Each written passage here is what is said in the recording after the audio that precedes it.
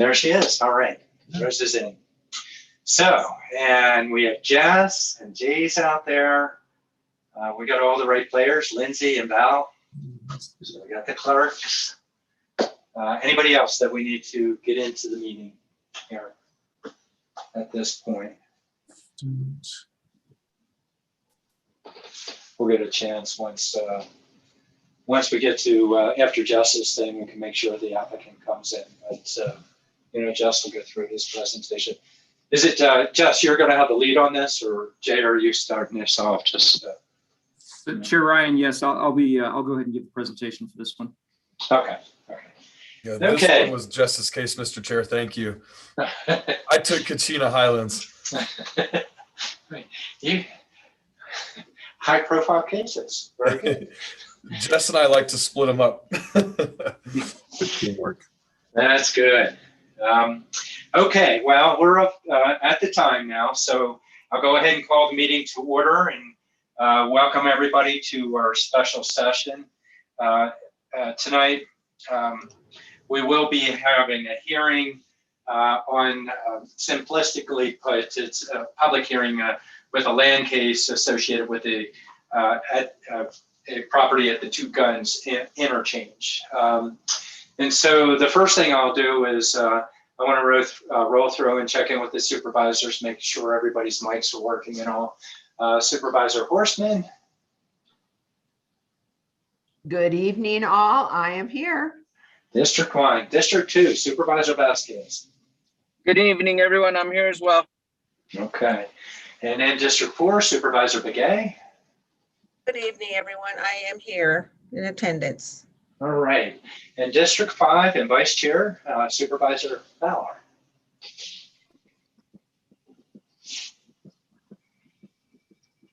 Working on that mute. There we go. Yep. I'm here. Thank you, Mr. Chair. All right, fantastic. So we've been called to order. We have the full board here, and so the first item of business is to do the Pledge of Allegiance. So if everybody could please rise and either face the flag or face to the east if you don't have a flag. And yes, I pledge allegiance to the flag and to the United States of America and to the republic for which it stands, one nation, under God, indivisible, with liberty and justice for all. All right, wonderful.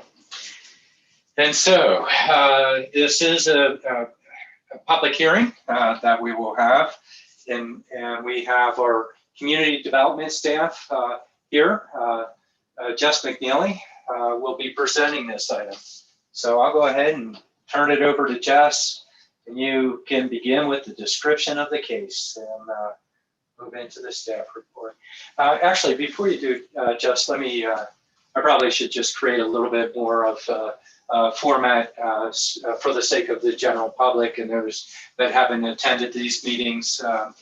So this is a land case. What we'll have happening is our staff will give a presentation and a description of the land case. It is a continuance. The board did have a partial hearing at the end of last year, and it was continued, and we are now getting to that continuance. So staff will present on the case. We'll provide an opportunity for the applicant to update us, provide their description. We have a new board, so I think we should go through the full presentation in each case, both through staff and through the applicant. And then once the board's had a chance to ask questions of staff and or the applicant, we'll then open the public hearing. Public hearing, we're doing electronically. I'll provide 3 minutes for each individual to give evidence associated with the case. We're focused on the findings, and if the case meets the findings, your descriptions, it helps whether you're for or against the case, that you speak towards the case itself. You would be directing your comments to me. I'll go into that a little bit more when we open up the public hearing. After we've heard from everybody and given everybody a chance, we'll close the public hearing. At that point, public comment is over. It comes back to the board. We provide an opportunity for the applicant to respond to the comments associated with the public hearing. And then we will have an opportunity for the board to ask the applicant or staff additional questions. We then move into a discussion associated with the case and move towards taking an action associated with the case. With that, I'll go ahead and turn it over to you, Jess. So good evening, Chair Ryan and supervisors. I am Jess McNeely with Community Development Staff, and Chair Ryan, and for whoever else is helping with the Zoom meeting, I'm going to share my screen now to share a staff presentation. Yeah, we have Lindsay helping out, Jess. Okay. And are you guys seeing the? We don't have the. We see it. We don't have the presentation view. You don't have the presentation view. Got it. I can get it there. All right. We seeing a presentation view now? We are. Okay. And just out of curiosity, Chair Ryan, or whoever else is assisting with the meeting, if we got the presentation view, when I move my cursor around, are you seeing it? We do. All right. That means we have a pointer. All right. And it's on the screen you're looking at also. Yeah. Good. So thank you, Chair Ryan, supervisors. Again, I'm Jess McNeely with Community Development Staff, and this request is referred to as the Two Guns Resort Zone Change. In our filing system, it's Zone Change 20-07. So it has been around since 2020 when we first started processing this. On this application, our property owner here is Historic Two Guns Property LLC, here local from Flagstaff. The applicant is John Gunderman of Indiana. The existing zoning on this property is G, general, that's a 10-acre minimum, primarily residential and agricultural zone. The proposed zoning, as requested by the applicant, is RC, resort commercial zone. And the parcel size here that we're working with is 246.7 acres. The zoning ordinance specifies that the resort commercial zone is a planned district zone. So when a zone change is approved for a resort commercial zone, it has to include a master development plan. So required by the ordinance and submitted for this request was a master development plan, commonly referred to as a site plan. This master development plan is conceptual. It is to scale. It does show what's proposed to be put on the site. Excuse me. And it has to be substantially conformed with when the applicant then goes to permit buildings and improvements through the actual permitting process on the site after entitlements, assume they're approved, are in place. So densities in the plan must be maintained, but the site plan is conceptual, and so things can move around a few feet here or there as long as the densities are maintained as described on the master development plan. Also included is, as required by the zoning ordinance, is a narrative. This would describe how the project is developed and how it will be operated. There is an open space and landscaping plan required. Our zoning ordinance does have landscaping requirements. There is a lighting plan required. As we all know, the county has dark sky lighting requirements. There's a signage plan required, what the signage will look like, the signs for the property. There's a preliminary wastewater plan required. The applicant has to demonstrate through a plan or report how wastewater will be dealt with. And of course, staff reviews that, and we have environmental quality professionals here on our staff who review that and ensure it is a plan that can be eventually permitted through the permitting process. Likewise, there's a preliminary stormwater drainage plan that is submitted and was submitted in this case that demonstrates how stormwater will be dealt with. Again, that's a preliminary one to be followed up with actual engineering documents and eventually construction documents later. So this is a vicinity map that shows where our subject property is located. It's right on the south side of I-40. It is east of Flagstaff, east of the Twin Arrows development, and of course it's west of Winslow and the county line. You can see the general pattern of land in this area includes the state checkerboard land intermixed with private land. We zoom in a little bit and look right at the site. You can see the outline of the property line for the subject property. You can see where it's accessed directly from a I-40 interchange. And on this aerial photograph or satellite imagery, you see the Canyon Diablo cutting through the western side of the site. And you see some remnants here of some previous developments on the site. Most of those developments were essentially some form of tourism or hospitality oriented development. So as you stated, Chair Ryan, this request was previously heard by the board on December 8th. That hearing was continued by the board, and the purpose of the hearing was to provide the applicant an opportunity to address some issues. Those issues included a recommended 50-foot setback from the canyon edge, as was recommended when this was heard by the Planning and Zoning Commission for a recommendation.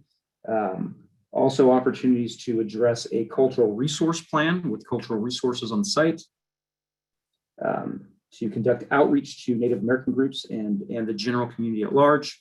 And of particular concern was for the applicant to address the use of teepees for lodging, as was included in the applicant's original proposal. So following the December 8th Board of Supervisors hearing that was continued, the applicant's response to the board's direction, the applicant did make contact with Native American groups regarding cultural resources, and that is documented in submittals that the applicant gave you all and is in your packet. The applicant provided a plan for cultural resource review. The applicant did conduct outreach to other groups, and you have some documents demonstrating that outreach and statements from other groups. The applicant did propose a 20-foot buffer from the canyon edge, and that was actually discussed some at length at the board's hearing on December 8th. But of course, no decision was made at the December 8th hearing. So since your board packet was initially put together, which as you know has to be done several weeks before the board's hearing, since that packet was put together, there have been some changes from the applicant submitted to staff, and those changes have been forwarded on to the board, but I'll run through what those changes are. The applicant does propose removal of teepees, hogans, and any Native American elements from the development plan. So they have removed those from the development plan. They have an associated update to their master development plan, their site plan that we have just sent out to you, I believe within the last day or so. Removes the teepees and the hogans from their site plan. They do have some updates that have just gone out as of today, stating that on their fire and emergency services plan, Winslow will not support their fire and emergency services plan, the City of Winslow Fire Department. Therefore, the applicant proposes that their fire and emergency services come from a combination of the Twin Arrows Fire Department at the Twin Arrows facility, and fire and emergency services would also be augmented, supplemented with on-site fire and emergency services developed on the development site and manned by employees of the development, as approved is proposed by the applicant by the state fire marshal. So when we look at background of this particular site and what's taken place on this site, there is a lot of history. There's a lot of Native American history. There are Native American cultural resources on the site. There's Western history, and there's historic developments along Old Route 66. Most of those developments were some form of tourist development in nature. The site does contain a lot of natural resources and geological features. Most of those are associated with Canyon Diablo. There's some very steep canyon cliffs And we have riparian vegetation and some important habitat on the canyon floor. These are some historic images provided by the applicant of some of the historic tourism and travel-based development associated with Route 66 on the site. And this is a recent photograph of a historic bridge on the site. This was a bridge over a section of Canyon Diablo that carried Route 66. This is some remnants existing on the site today of some of the tourist-based facilities. I believe this was what they commonly refer to as a zoo. And it looks like they had mountain lions there that was associated with Route 66 tourism. Some more ruins of old stone buildings on the site. And again, more ruins of old stone buildings. And you can see where the site is accessible and people do make their way onto the site and add some graffiti to the site. And these are ruins of a stone building right on the edge of the canyon wall. And the applicant has proposed incorporating some of the old building ruins into a new Cliffside Hotel.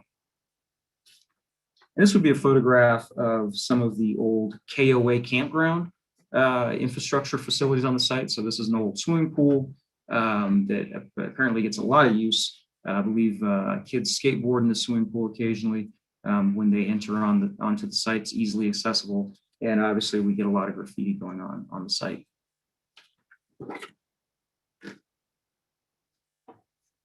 So Chair Ryan, this would be a matrix of what all lodging units are proposed by the applicant. Teepees and hogans, the first two items on this chart have been eliminated. So those lodging units have been eliminated. As the applicant's letter states, some form of like-size unit will replace where the teepees and hogans had been proposed. So those could be yurts, they could be cabins, they could be big timber tents. When you add up all of the proposed number of units, it's including recreational vehicle sites. I will point out 371 recreational vehicle sites. So RV sites are a large bulk of this development. The total number of units comes out to 774. If you look at the 246 acres on this site, that roughly comes out to 3.14 units per acre. And also on this chart, we have listed all of the other amenities and features that are included in this development plan.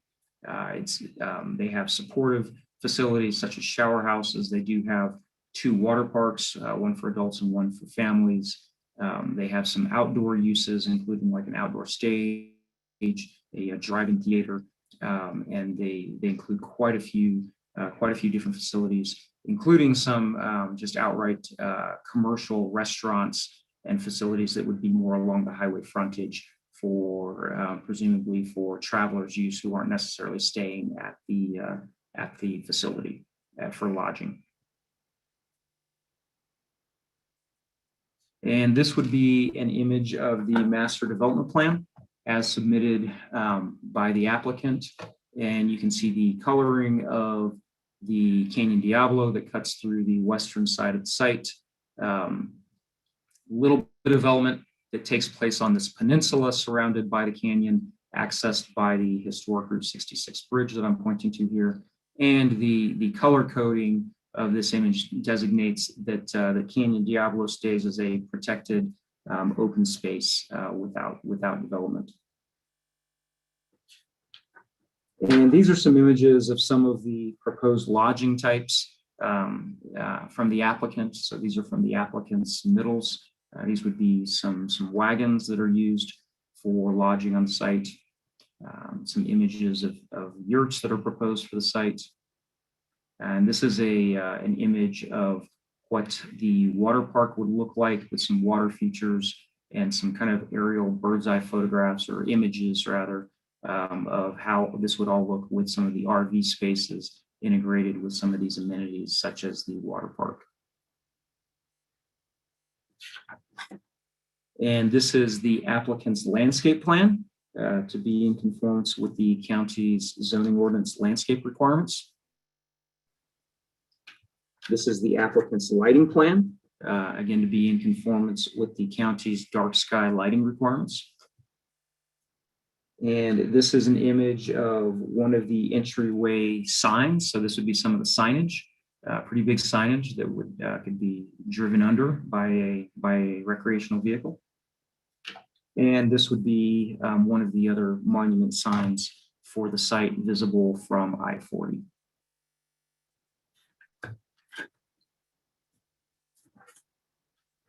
So in the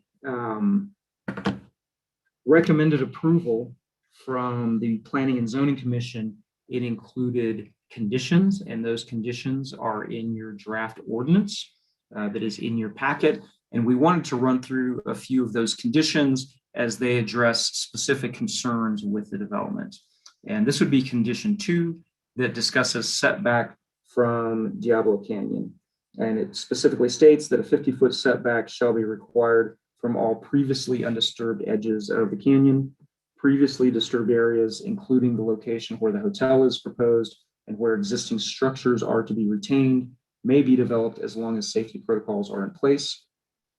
The location of the edge of Diablo Canyon and appropriate areas where development may occur shall be determined by the Community Development Director and the Engineering Division. The revised master development plan shall show this setback. And we will point out in discussion back on December 8th at the board did discuss reducing this as requested by the applicant from 50 foot to 20 foot. Of course, the purpose of the setback is both for public safety, so that the public safety is not endangered with the edge of the canyon. Likewise, it's protecting what the comprehensive plan labels as an environmentally sensitive feature. The canyon and the steep slopes of the canyon are environmentally sensitive features that the comprehensive plan would encourage protecting. And this is an image of Canyon Diablo. You can certainly see the steep canyon walls and the riparian vegetation in the floor of the canyon. And this is another image of the canyon. And you can see, of course, I-40 in the background with the I-40 bridge over the canyon. You can see trucks on I-40, and you see some of the historic development proposed for incorporation and adaptive reuse by the applicant into their development here on the edge of the canyon. Condition number 3 addresses lighting. This was again crafted in conjunction with the Planning and Zoning Commission hearing. It states that all lighting on the subject property shall be fully shielded and shall be narrow spectrum amber LED. All class 2 lighting less than 2,500 lumens shall be limited to 3,000 K CCT. A lighting permit shall be approved prior to the installation of any outdoor lighting, as it always would be in a commercial project such as this. So this condition ensures that the county's dark sky lighting requirements are in place. This is condition number 4 regarding fire safety. It specifically states as recommended by the Planning and Zoning Commission, that the applicant shall contract with the Winslow Fire Department to provide fire and EMT services prior to approval of any development on the site. A fire protection and mitigation plan meeting the standards of section 4.4E of the zoning ordinance shall be submitted by the applicant. Development of the site and adherence to fire-wise practices shall be approved by the state fire marshal, fire chief, or an appropriate expert in the field as approved by the community development director. We would point out on condition number 4 regarding fire safety that the applicant has already indicated that the Winslow Fire Department will not provide fire and emergency services. So if the board were to move towards approving this request, we would recommend that this condition number 4 be changed to state, instead of the Winslow Fire Department, that a fire and emergency services provider as approved by the community development director be inserted instead. Conditions 6 through 8 basically ensure that all engineering and utilities will meet the county's codes and regulations. Condition number 11 regarding cultural resources, and I'll read this one, Chair Ryan. The applicant shall consult with the Navajo Nation, Hopi Tribe, and any applicable Apache groups regarding development of the site. A cultural resource review conducted by an archaeologist or qualified cultural resource specialist approved by the Community Development Director shall be submitted by the applicant.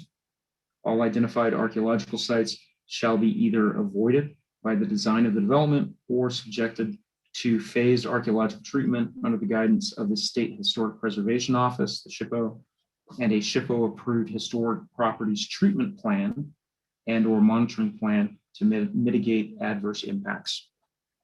And the applicant has submitted their proposed cultural resource protection plan, in which they indicate they will hire a qualified professional to do that, seek outreach as recommended, and avoid or properly treat as approved by the SHPO. So based on the applicant's proposed changes to their plan to remove the teepees and hogans, staff would recommend adding an additional condition to your draft ordinance, and that would be condition number 16. Our recommendation would be that it simply state the site shall not be developed with teepees, hogans, or any facilities with a Native American cultural reference. And that would be consistent with the letter submitted by the applicant. The required citizen participation plan for any public hearing item was completed by the applicant. Of course, this was done over a year ago. It was the actual virtual online meeting for the neighborhood meeting was held on March 21st of 2020. There was one neighbor from Barty Bar Ranch and Meteor Crater who attended the meeting. There were challenges discussed at that meeting associated with development, but in general, the one attendee was in support. So that was the citizen participation plan that was done prior to the applicant's submittal as required by the zoning ordinance. Following the citizen participation plan submitted by the applicant, of course, we have had a lot of input. Some of the most, or the early on input that staff, the county did receive on this request included the Hopi Cultural Resource Office providing a letter opposing this zone change. The applicant did provide some letters of support from various organizations and groups. Staff has since received, really all the way up until today, a number of opposition emails and letters. Some of those letters represent various organizations, and of course the board is in receipt of those letters. Most of the opposition discussed in many of those emails and letters centers around concern with Native American cultural references in the project design. And of course, the board is aware of the proposed changes to remove those items by the applicant.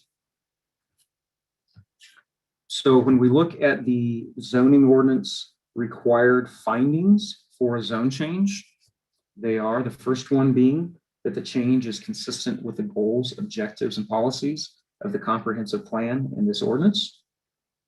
Second, that the change will not be detrimental to the public health, safety, comfort, convenience, and welfare. And the third, that the change will not adversely affect the established character of the surrounding neighborhood, nor be detrimental to adjacent properties. And of course, this is a very wide open area, and neighbors include ranch lands, include lands owned by Hopi, and include certainly the nearby Navajo Nation. These findings, the Planning and Zoning Commission was able to make these findings with the conditions that they recommended and forwarded to you. And in making these findings, they did recommend approval with those conditions. Being that the findings, finding number one does center on consistency with the goals, objectives, and policies of the comprehensive plan. We have pulled up for your presentation a few of the applicable comprehensive plan policies in this case. The first would be a comprehensive plan objective that states protect our natural and cultural resources ecosystems, and habitats. Also included would be community character policy number 14, that the county supports the preservation of tribal, cultural, and sacred sites, ancient cultural sites, and traditional cultural areas, and recognizes these resources, including plant collection areas, as assets to our shared cultural heritage and history. Includes economic development policy number 4, support tourist-related development projects that focus on conserving and showcasing the county's unique natural and cultural and dark sky features. And parks, open space, trails, and recreation policy number 7, that the county encourages the protection of environmentally sensitive features, cultural resources, and cultural sites located in natural areas or on public lands. A few more goals and policies out of the comprehensive plan. It includes the goal to build upon the cooperative opportunities between county, federal, and state agencies, sovereign tribal nations, cities, and private land managers to increase the outdoor tourism economy while conserving high-value natural and cultural resources in the county. Public safety policy number 2, that the availability of adequate emergency services and emergency access routes shall be considered in the review of major developments and subdivisions. And this would certainly be considered a major development. And public safety policy number 13, that development projects shall include adequate fire protection measures as determined by the Board of Supervisors with input from the local fire district and/or appropriate fire management agencies. So with that, Chair Ryan, as stated, the Planning and Zoning Commission did recommend approval of ZC Zone Change 20-07 with the recommended conditions. And as discussed, staff does recommend some changes to those conditions based on the applicant's changes. And the zone change, if moved for approval, would be through Ordinance 2021-05, which is in your packets. And with that, Chair Ryan, I would be happy to stand for questions. All right, this is an opportunity for the Board of Supervisors to ask staff questions as it relates to the case. And with a share screen, could you take down the, well, we're going to need it probably if questions come up. Sure. Let's see, which means I have to screen through to see if somebody's asking a question. Do we have any? Oh, looks like Lena. Yeah, if you can speak up because I can't see the full screen. And Vice Chair Lena Fowler. Lena.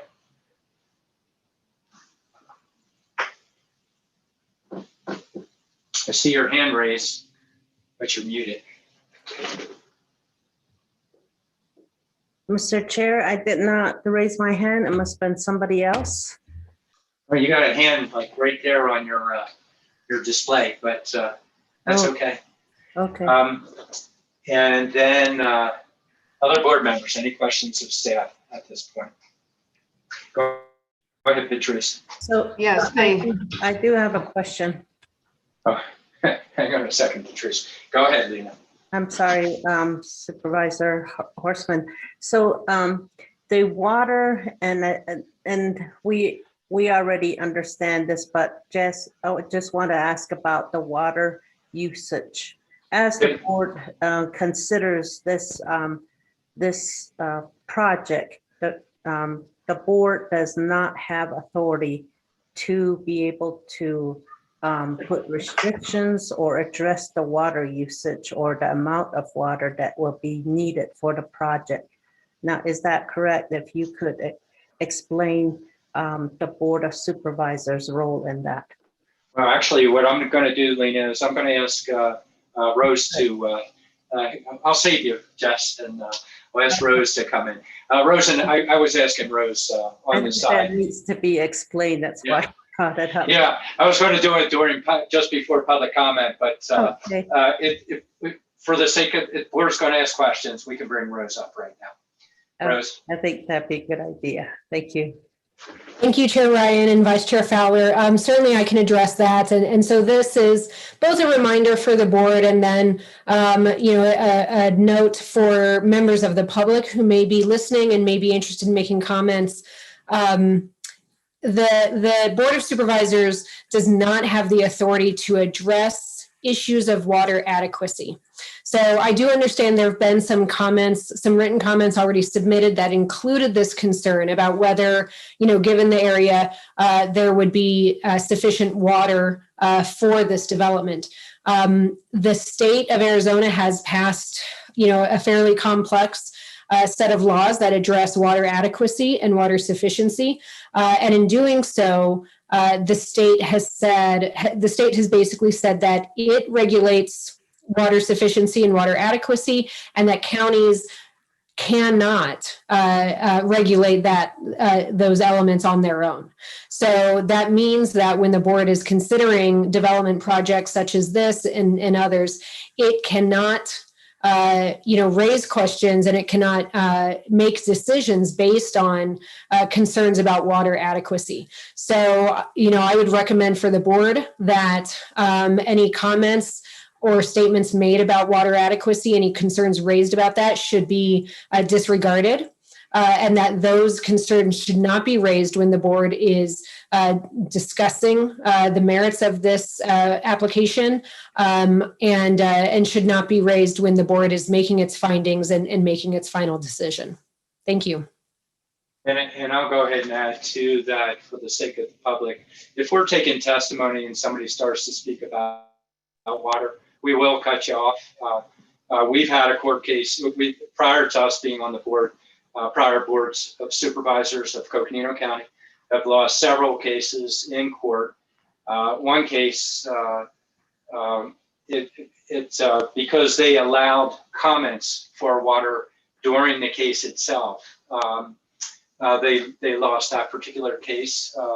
We will not allow comments associated with water, and it is not a part of our decision on whether we approve or disapprove of this project.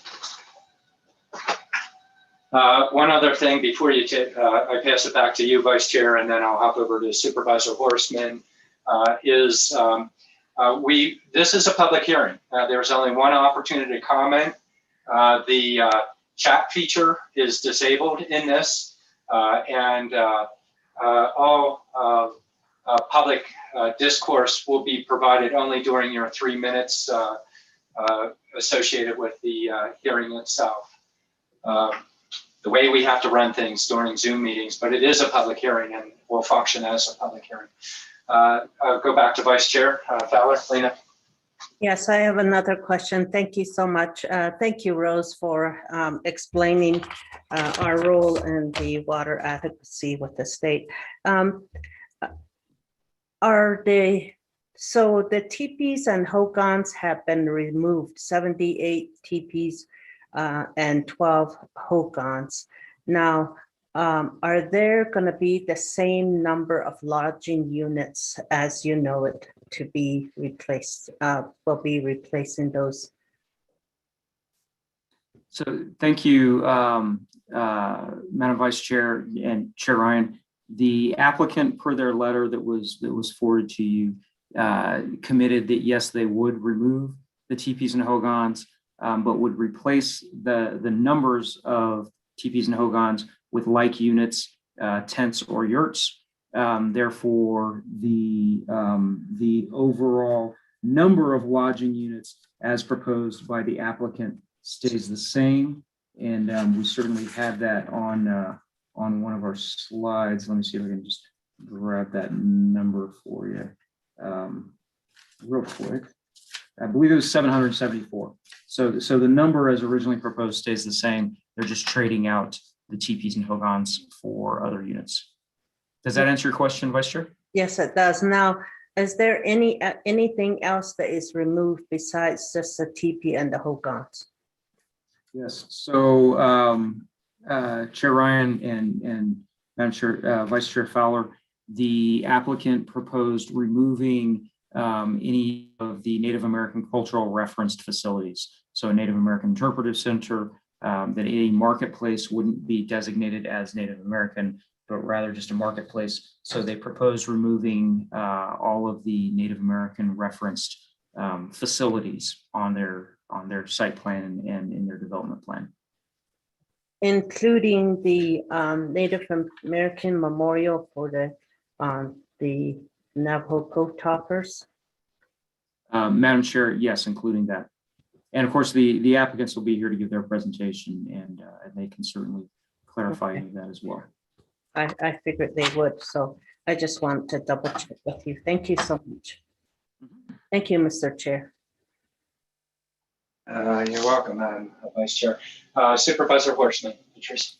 Yes, well, thank you. And good evening, Jess. Thank you for all of your hard work on this and the information. I appreciate this. I do have some questions, and I'm not sure whether I should be asking you or the applicant, but at least I'll start with you and then we'll move to the applicant.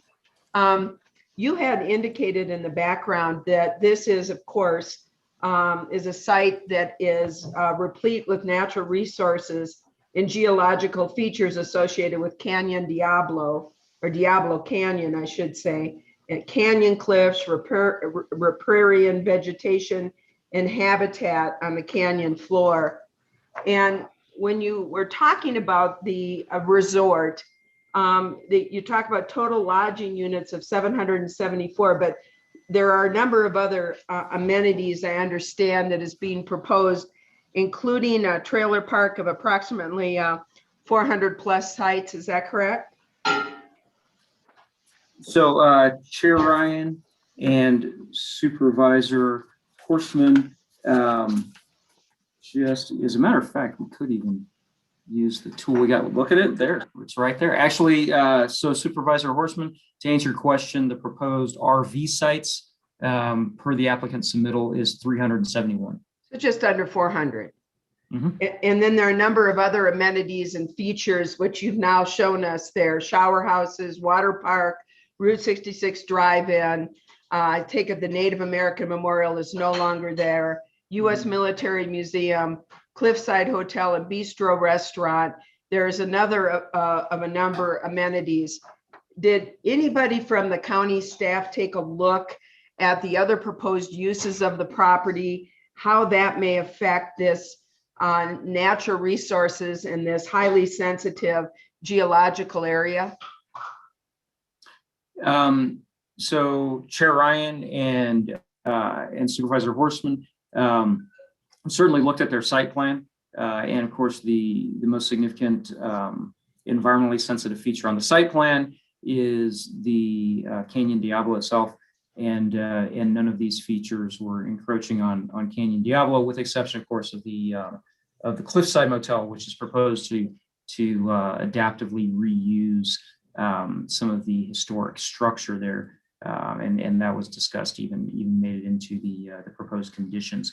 But in general, to answer your question, Supervisor Horstman, yes, we looked at the full site plan and the proposed uses, and knowing that the applicant was meeting their 30% required open space, and we didn't see any of these uses as necessarily negatively impacting any of the natural features on the site.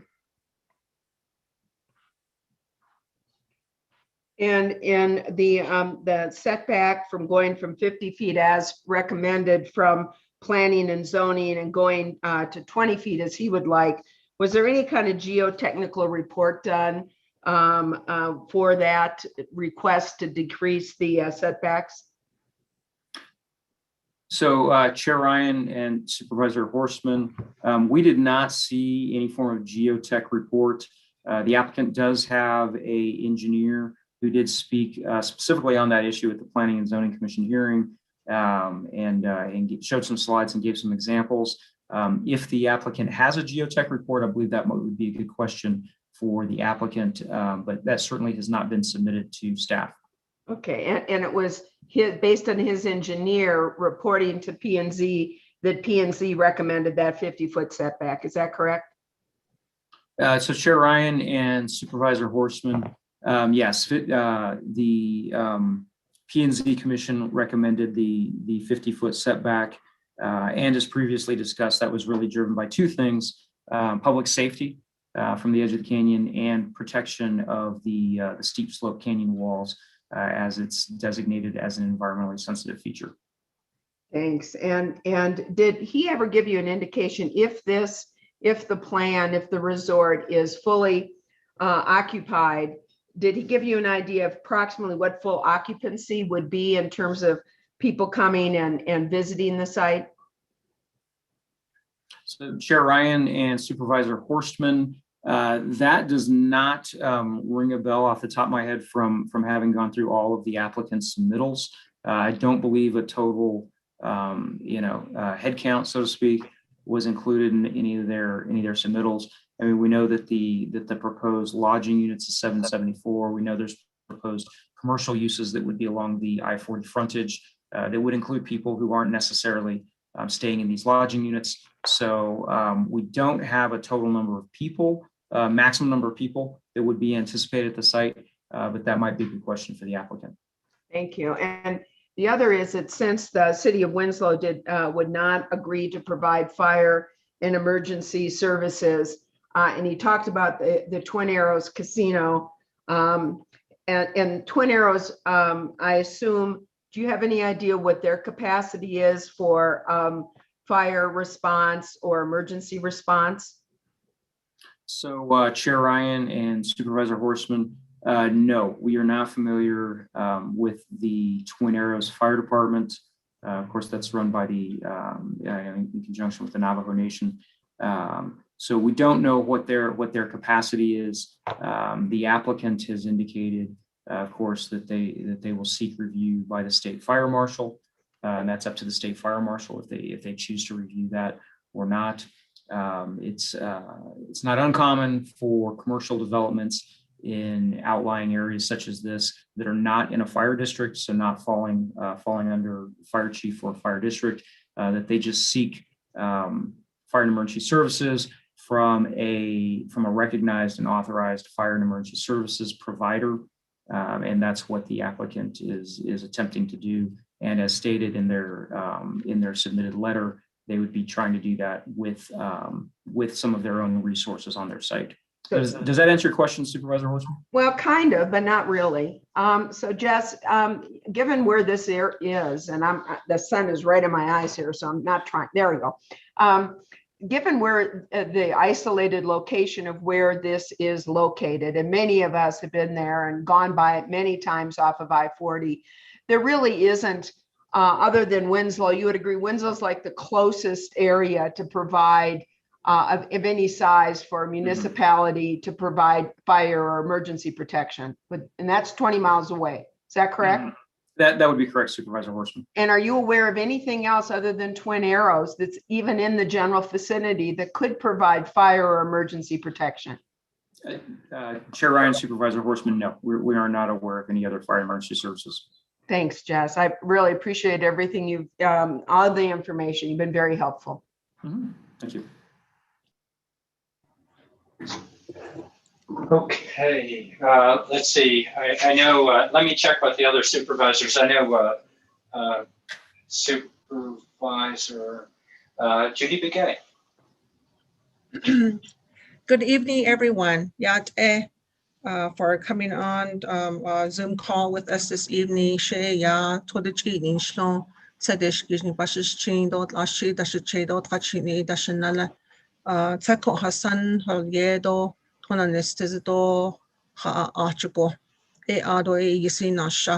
I want to thank you for making this a concern that you brought, that you want to be involved with. I see there are a lot of participants, within their Zoom call.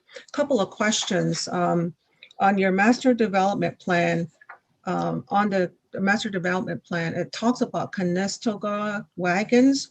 And those wagons are the significance of the regular wagons that we had talked about as it being deleted. So I wanted to know if that's still going to be a go or a no go.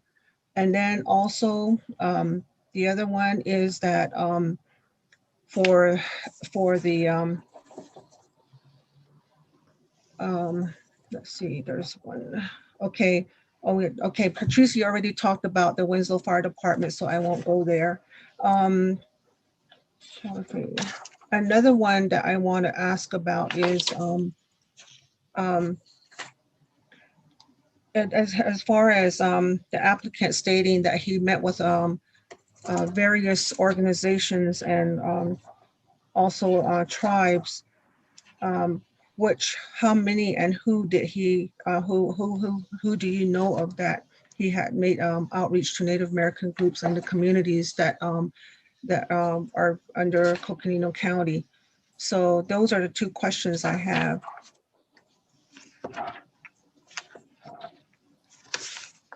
So thank you, Chair Ryan and Supervisor Begay.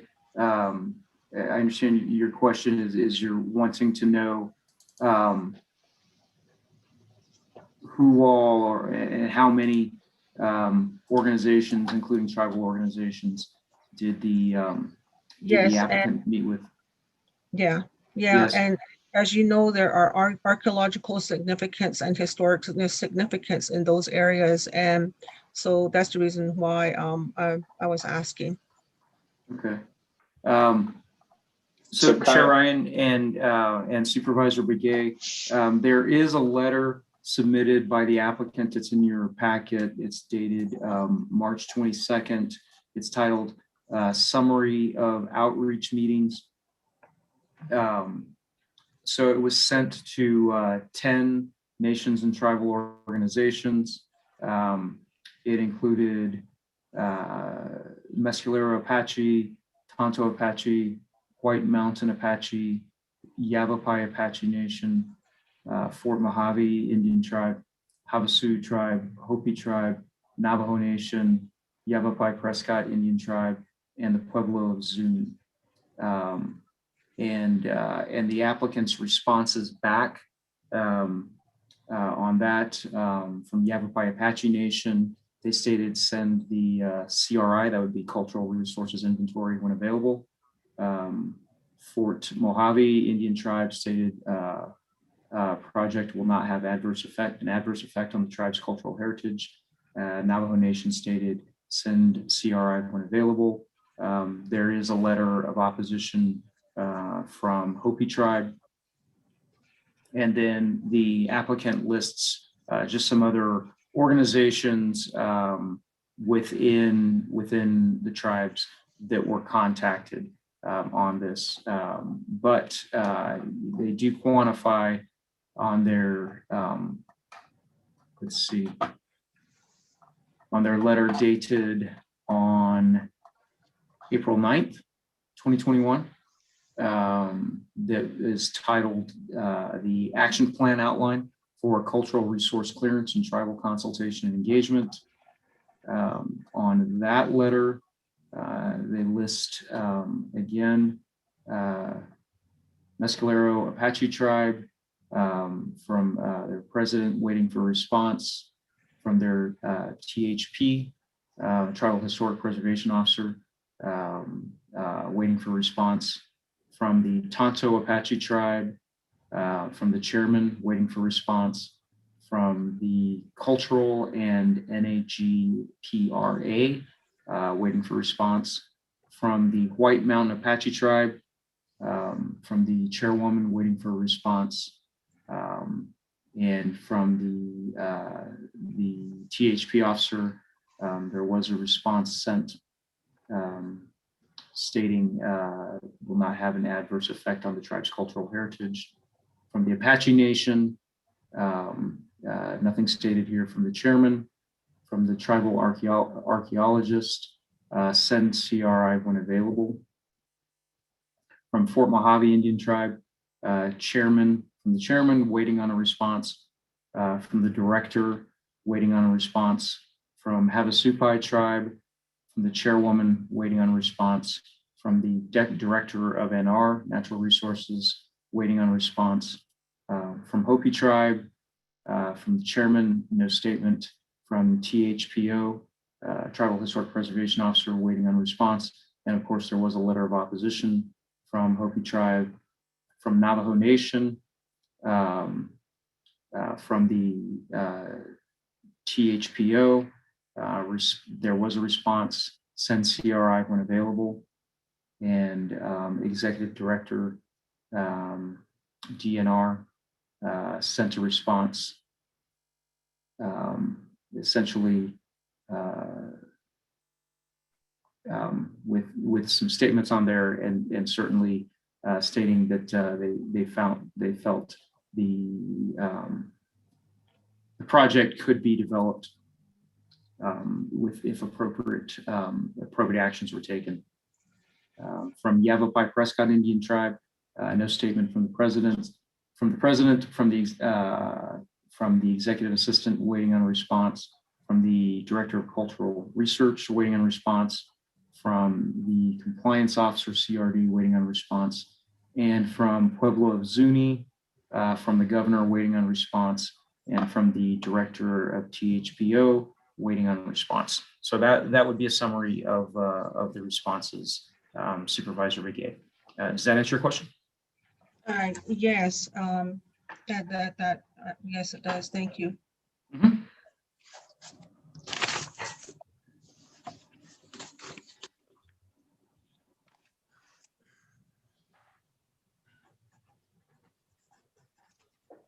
You're muted, Mr. Chair. I'm guilty again. There we go. Supervisor Begay, we'll have opportunity for additional questions later, but if you still have some, do you have some right at this moment, or? No, thank you. Okay, so I got everybody queuing up. I have Supervisor Vasquez, then Supervisor Fowler, and then Supervisor Horston. Go ahead, Supervisor Vasquez. Everyone. First off, I'd like to say that I appreciate that the cultural elements have been removed.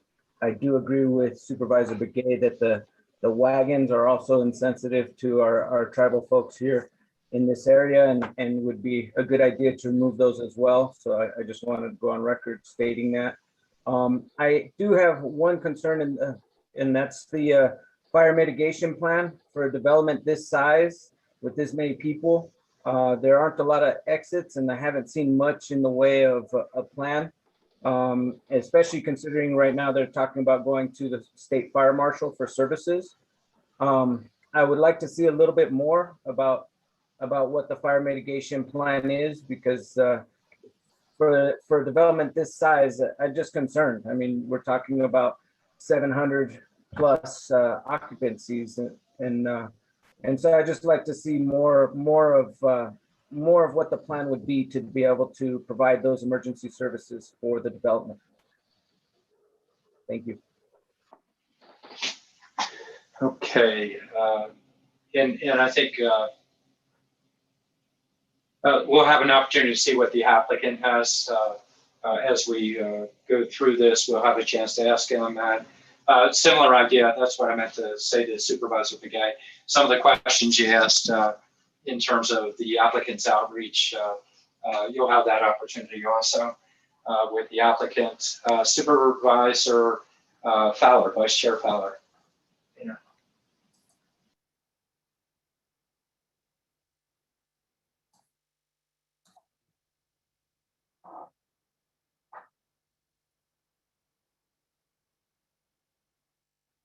So Vice Chair Fowler, I believe you are muted. I am keeping up with Mr. Chair here. Got a long way to go there. Very good. So the property is 200, over 200 acres, and we have 774 units lodging that is listed. It includes the hotel, 13 rooms. It also does include the reunion lodging, which is 27 rooms. And it also, on the property, it says it will have employee housing. Of the 246 acres, how much of that is actually used for, I guess, the development? So you have 3.14 units per acre, but there are employees' housings as well. So where would those housings be? And like, how does that not calculate into the lodging units? So Chair Ryan and Madam Vice Chair Fowler, good question. The lodging units that you see listed on the screen in front of you is just for guests lodging units. So the employee housing wasn't quantified by the applicant on how many total units of employee housing. I realize it's a very big site plan to look at and start looking at all the little features on their master site development plan. So you know what they label there as employee housing, we would have to, I would recommend asking the applicant how many housing units and therefore how many employees would be housed on the site. Okay, I mean, I understand the guest units but the employees housing is just more people and more, the density is what I'm looking at. Just looks like Supervisor Vasquez was looking at that as well. Remind me what the helipad is for and how often and the timing that it will be used. Mm-hmm. So Chair Ryan and Vice Chair Fowler, to answer your question, the helipad on the site plan was of some discussion at the Planning and Zoning Commission hearing. It is conditioned to be only for emergency uses only. So we couldn't guarantee how often that would be used, but it's conditioned in the proposed conditions to be for emergency uses only, and that it would not be used for helicopter tours. Okay, I think that when the general public and others see helipad, the first thing people think of is tours and just, we've had cases where people are very concerned about helicopters coming and going over their homes. So that's why I brought that up. So I think it's good to understand for the general public what that helipad, helicopter pad is for. So thank you. Mm-hmm. All right, Supervisor Horstman.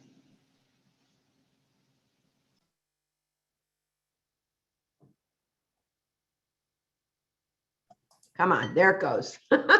Thank you. And just one more question. And I know I asked you, when I had talked with the developer, and we will get his information, he had given me a figure on what it would be for full use and full occupancy on the lodging as well as the amenities. And I'll ask him that question as part of the hearing. But is there a maximum density allowed based on RC zoning? And does that include housing for employees, as was the question of Supervisor Fowler? So thank you, Chair Ryan and Supervisor Horstman. The short answer is no. The zoning ordinance designates the RC Resort Commercial Zoning District as a planned zoning district. So it's on the applicant to submit their plan. So there is no maximum density. Generally speaking, the 30% open space requirement as required by the zoning ordinance. In addition, having on-site wastewater facilities that certainly consume space, parking, landscaping, typically very often stormwater detention, all of those things typically consume space, which usually cuts down on how much of the property can be developed on, which eventually does affect density. And all of those things are required by codes and ordinance. But the zoning ordinance does not have a maximum density or any kind of metric of density for the RC Resort Commercial Zoning District. So would it be fair to say then that based on the 774 units and the amenities, including a drive-in theater and clubhouse, a mini golf course, and a small medium rodeo, that he could technically have 5,000 people, 10,000 people? I mean, there's no limit to how many people could be utilizing this space? Mhm. Is that correct? So Chair Ryan and Supervisor Horstman, to answer your question, yes, that would be correct. I mean, the limiting factors here would be there will be a designated fire occupancy of the various buildings, but there are a lot of outdoor uses here. And other than that, just the practical constraint of parking spaces on the site. Thank you. Mr. Chair, Go ahead, Lena. Go ahead, Vice Chair. and I'm going to follow up on Supervisor Horstman's question. So how do we do then our traffic count and our traffic study when we don't have a limit, or we don't know how many people will be within this small space? And how do we know what public safety is when it comes to public safety and welfare?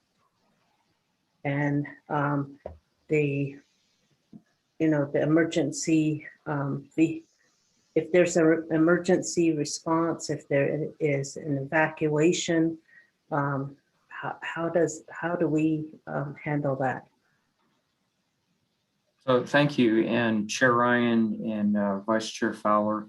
To your first question on the traffic and traffic generated transportation infrastructure improvements, their roads, their turn lanes, that is driven by a required traffic impact analysis that is included in the conditions and would be required regardless, along with a encroachment permit.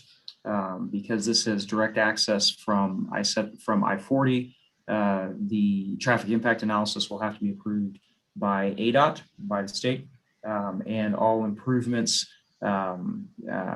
required by the traffic impact analysis will have to be built by the applicant.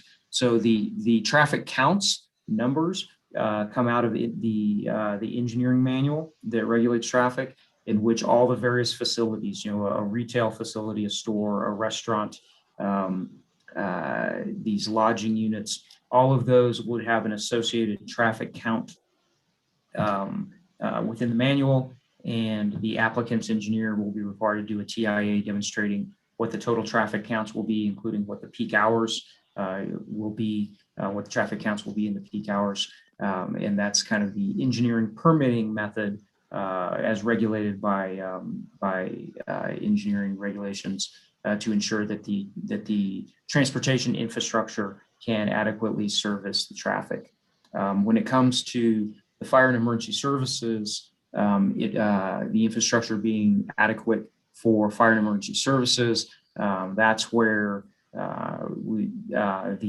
whoever the fire and emergency services provider is, presumably some form of fire chief, would be the one who would be approving the plan, the overall plan, and the infrastructure, ensuring it supports fire and emergency services. And of course, we know that the applicant doesn't necessarily have that solid yet, in that they're trying to work with Twin Arrows and their own on-site resources. So I don't believe there's a good answer for that one yet.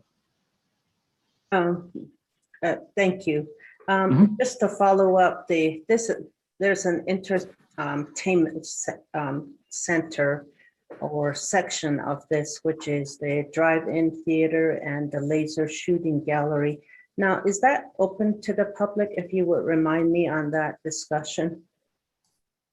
So Chair Ryan and Vice Chair Fowler, that's a great question. From the applicant's materials off the top of my head, I don't know that those facilities are open to the public. I do know the highway frontage facilities, what's designated as some restaurants and other things along the highway frontage, those would be open to the public. But in the entertainment area that you were talking about, drive-in movie theater, the outdoor park with band shell, I don't know. That would be a good question for the applicant, in that I didn't see that information readily available in any of their submittals. Thank you. Okay. I do have my mic on. Okay, I'm not seeing any others, but I'll pause. One Any board more. members? Go ahead, Trace. That's the intent. All right, sorry. And sorry, Jess, one more question. And I know that we've read a lot of people who are familiar with this area. A lot of tribes have had history and culture with this area. And has there been an archaeological survey done of the Diablo Canyon area so that the county is aware of the archaeological sites that are present there? So Chair Ryan and Supervisor Horstman, no, we are not aware of an archaeological survey of this site. There may be one. There's no discussion of that in the applicant's submittals.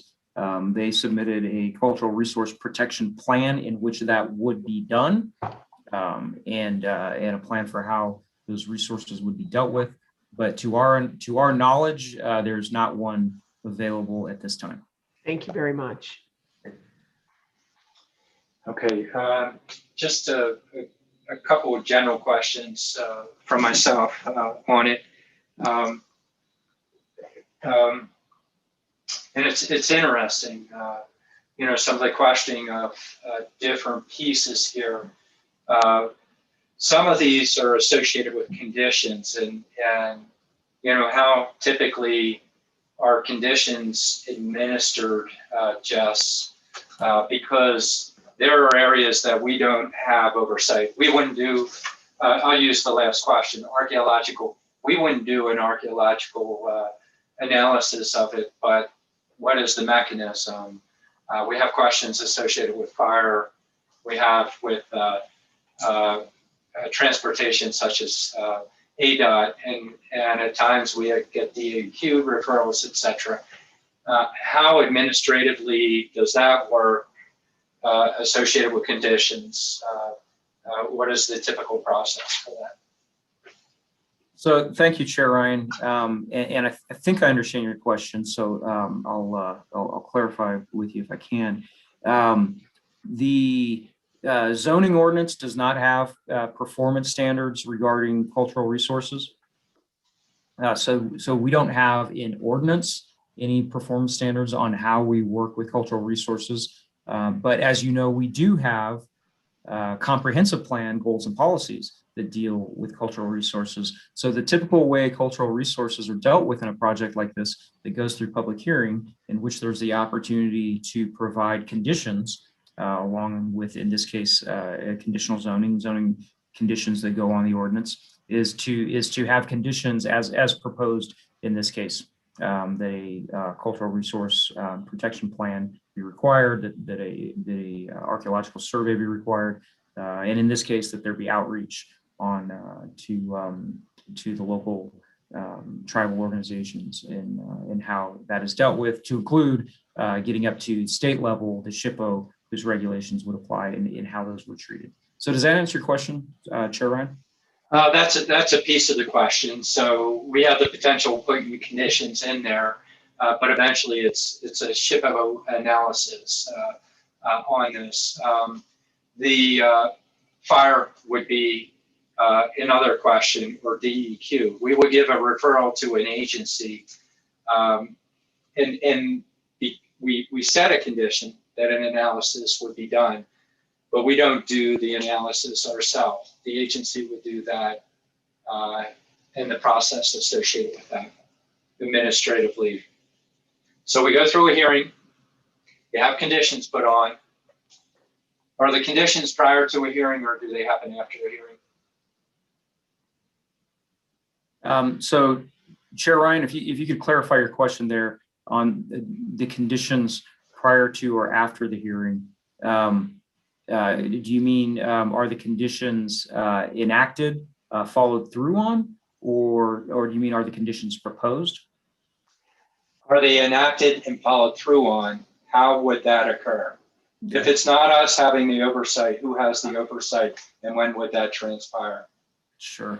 So thank you, Chair Ryan. So typically the conditions associated with a zone change such as this are approved at the time of approval by the Board of Supervisors, and put on the ordinance, and the ordinance is a legal document. And then the conditions must be followed through on it, however they're specified on the ordinance. Generally, as such as with the Fire and Emergency Services condition in this case, they are required to be followed through on prior to permitting, prior to building permitting. So it's very common that we would use building permits, environmental quality permits, engineering permits, all of the development permits that fall under county codes and regulations to trigger following through on those conditions, that permits will not be issued until those conditions are met. Does that answer your question, Chair Ryan? So that's within our oversight. So we have a condition that goes to ADOT. What would happen? Yes, thank you, Chair Ryan. So in the case of the required ADOT approval of a traffic impact analysis, that would have to be completed and submitted to staff to demonstrate that the TIA is approved by ADOT, and what the prescribed improvements are with that traffic impact analysis. And then those improvements would have to be physically built in time for certificates of occupancy, in time for the development to actually function and operate. So a referral would be given to the state agency. The state agency would be making the recommendations associated with the conditions. Then they would have to meet that state agency's recommendation that's referred back to the county. Correct, Chair Ryan. The applicant would have to demonstrate that they have met the condition requirements with whichever agency had oversight. Okay, thank you. It's just more of process. We wouldn't be doing the specific review associated with the traffic analysis. That would be a referral by ADOT. If it were ADEQ would be doing that. We wouldn't be doing that, and so on. But then it would come back because it was a condition, and they cannot proceed with the permits, et cetera, until they meet those conditions. Thank you. I had to pull that one out of you, Jess. Actually, Chair Ryan? Yeah, go ahead, Supervisor Begay. Since we're talking about archaeological testing and sites, and also the comprehensive plan with the county, in policy number 13, it states that the county encourages expanding its collaboration with tribal governments on land issues, development projects, infrastructure development, and cooperative maintenance through strategic planning efforts such as area plans. And under policy 14, it says the county supports the preservation of tribal cultural and sacred sites, ancient cultural sites, and traditional cultural areas, and recognizes these resources, including plant collection areas, as assets to our shared cultural heritage and history. And under 15, policy number 15, it says the county will explore options that allow for the expression and exercise of traditional cultural practices, including structures, ceremonies, and plant collection under the lands under the jurisdiction of the county. So I just wanted, since we're talking about that, I just wanted to let them reiterate that, you know, this is something that we're talking about. And we would like to make sure that, you know, those are considered in our discussion and also for making a decision tonight. Thank you.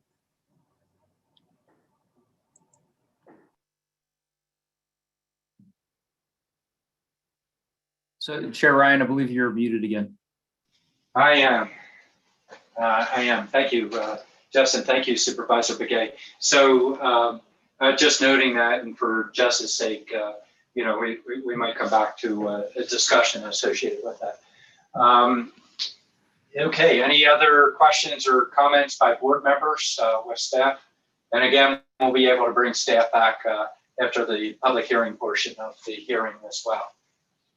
And I have to hop up and down my screen, or you can always shout out to me also. Okay, I'm not seeing any. So next part of the hearing is to provide the opportunity for the applicant or the applicant's representative to present associated with the application. And so we need to make sure that the applicant and their folks are included into the hearing. So we will, when we get people up here, including the applicant, we will need them to provide their name and address for the sake of the public record. And Mr. Gussenderson, you're listed as the applicant. Is Mr. Gunderson in? So Chair Ryan, I'm seeing when I look through the attendees, Chris Armour is the architect for the applicant, and I do see that he has his hand raised. And as I scroll through, trying to see if I see any other names in here that I recognize as associated with the applicant. So Lindsay will be working on that. Lindsay, let me know when you get. I also see John and Krishan. I believe that would be the applicant and the applicant's engineer, who also has their hand raised. So I believe that would be the applicant. Okay, say the names again. It'd be John Gunderman and Krishan would be their engineer. Okay. And I think Lindsay just moved him over to be panelists. Okay. And Mr. Gunderman, do you have anybody else that you need into the presentation? Okay, can you hear me? Yes, I can. Okay. Yes, Krishan and I are here, but I think Chris Armour is going to answer a lot of the questions, I believe. So I'm going to sign off here and let Chris Armour take over. Okay. Chair Ryan and the applicants, this is Jess McNeely again. Sorry. I can, if you all want to give your own presentation, I can stop sharing. If you all were going to want to do your own presentation. What happened? Okay. They're getting their presentation up.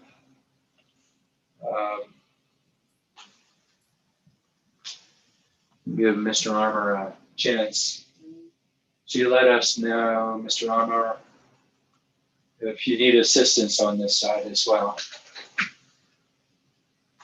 And Lindsay, hop in verbally to help guide. Sure, Chair Ryan. Mr. Armour, we can see you. If you would like to speak, you just need to hit your unmute. There you go. Yep. Can you hear me now? Yes. Yes, we can.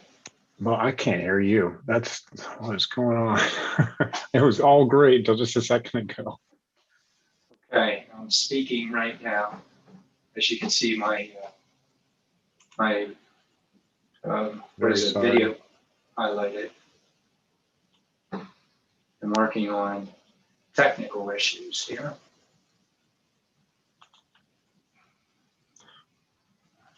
This is the sign-up times with Zoom. It just takes time.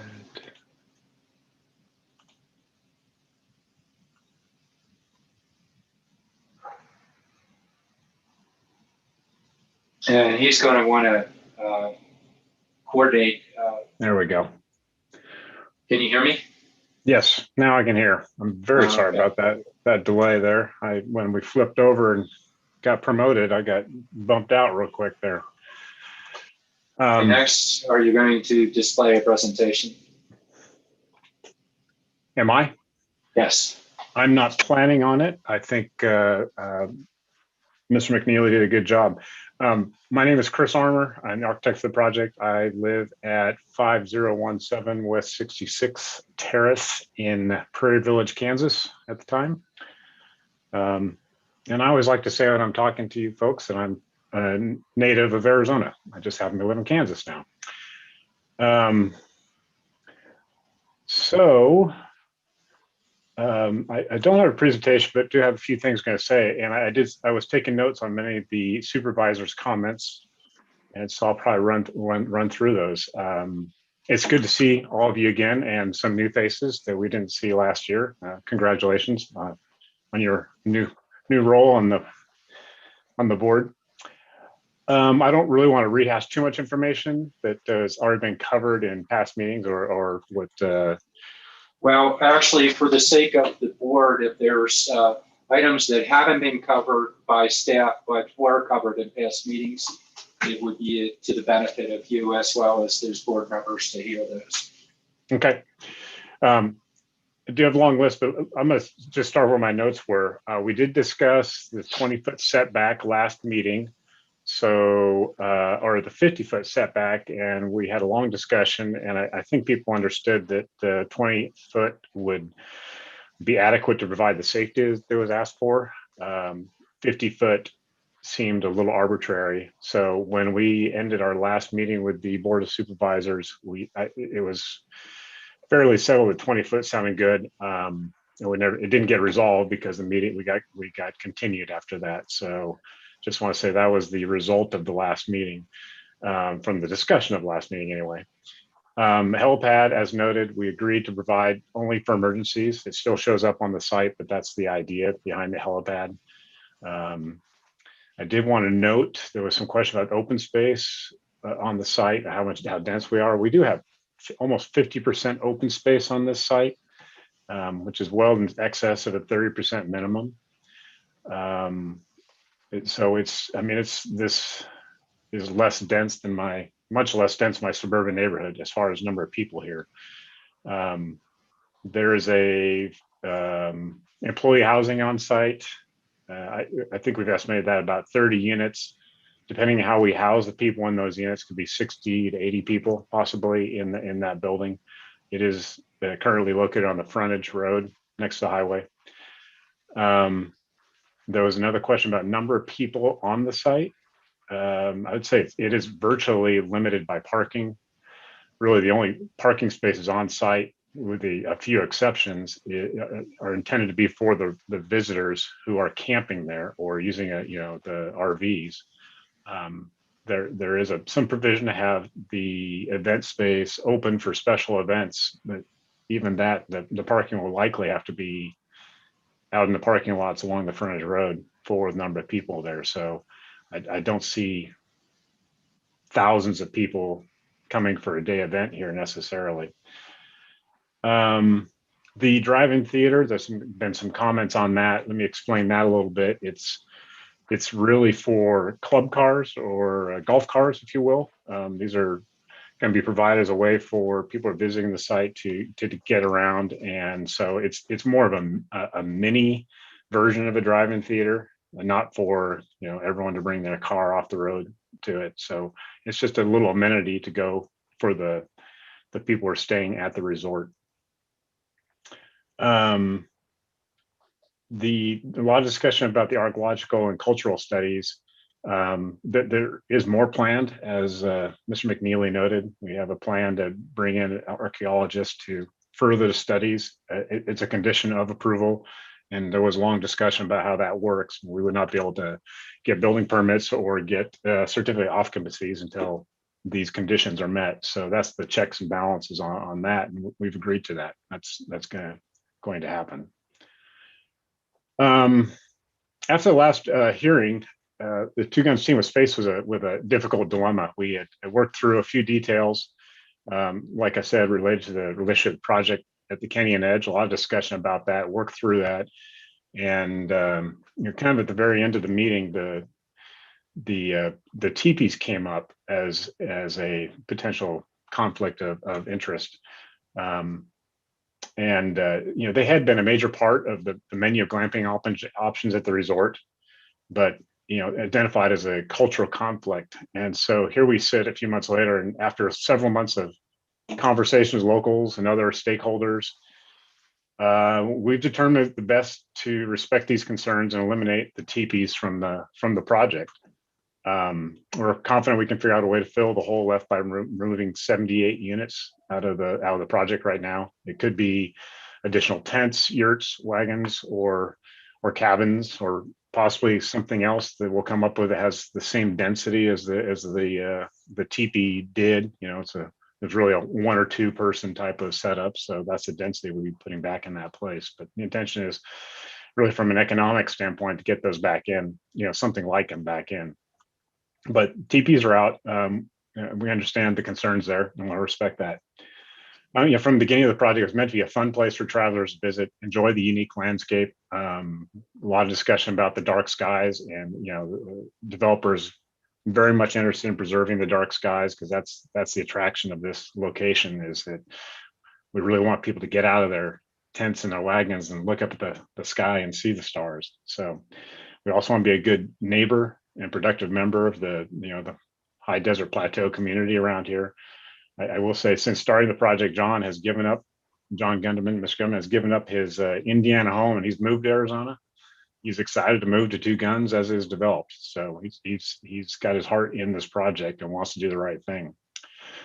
When fully operational, the historic Two Guns luxury glamping resort project will employ 150 to 175 full-time people and possibly an additional 50 to 75 seasonal workers.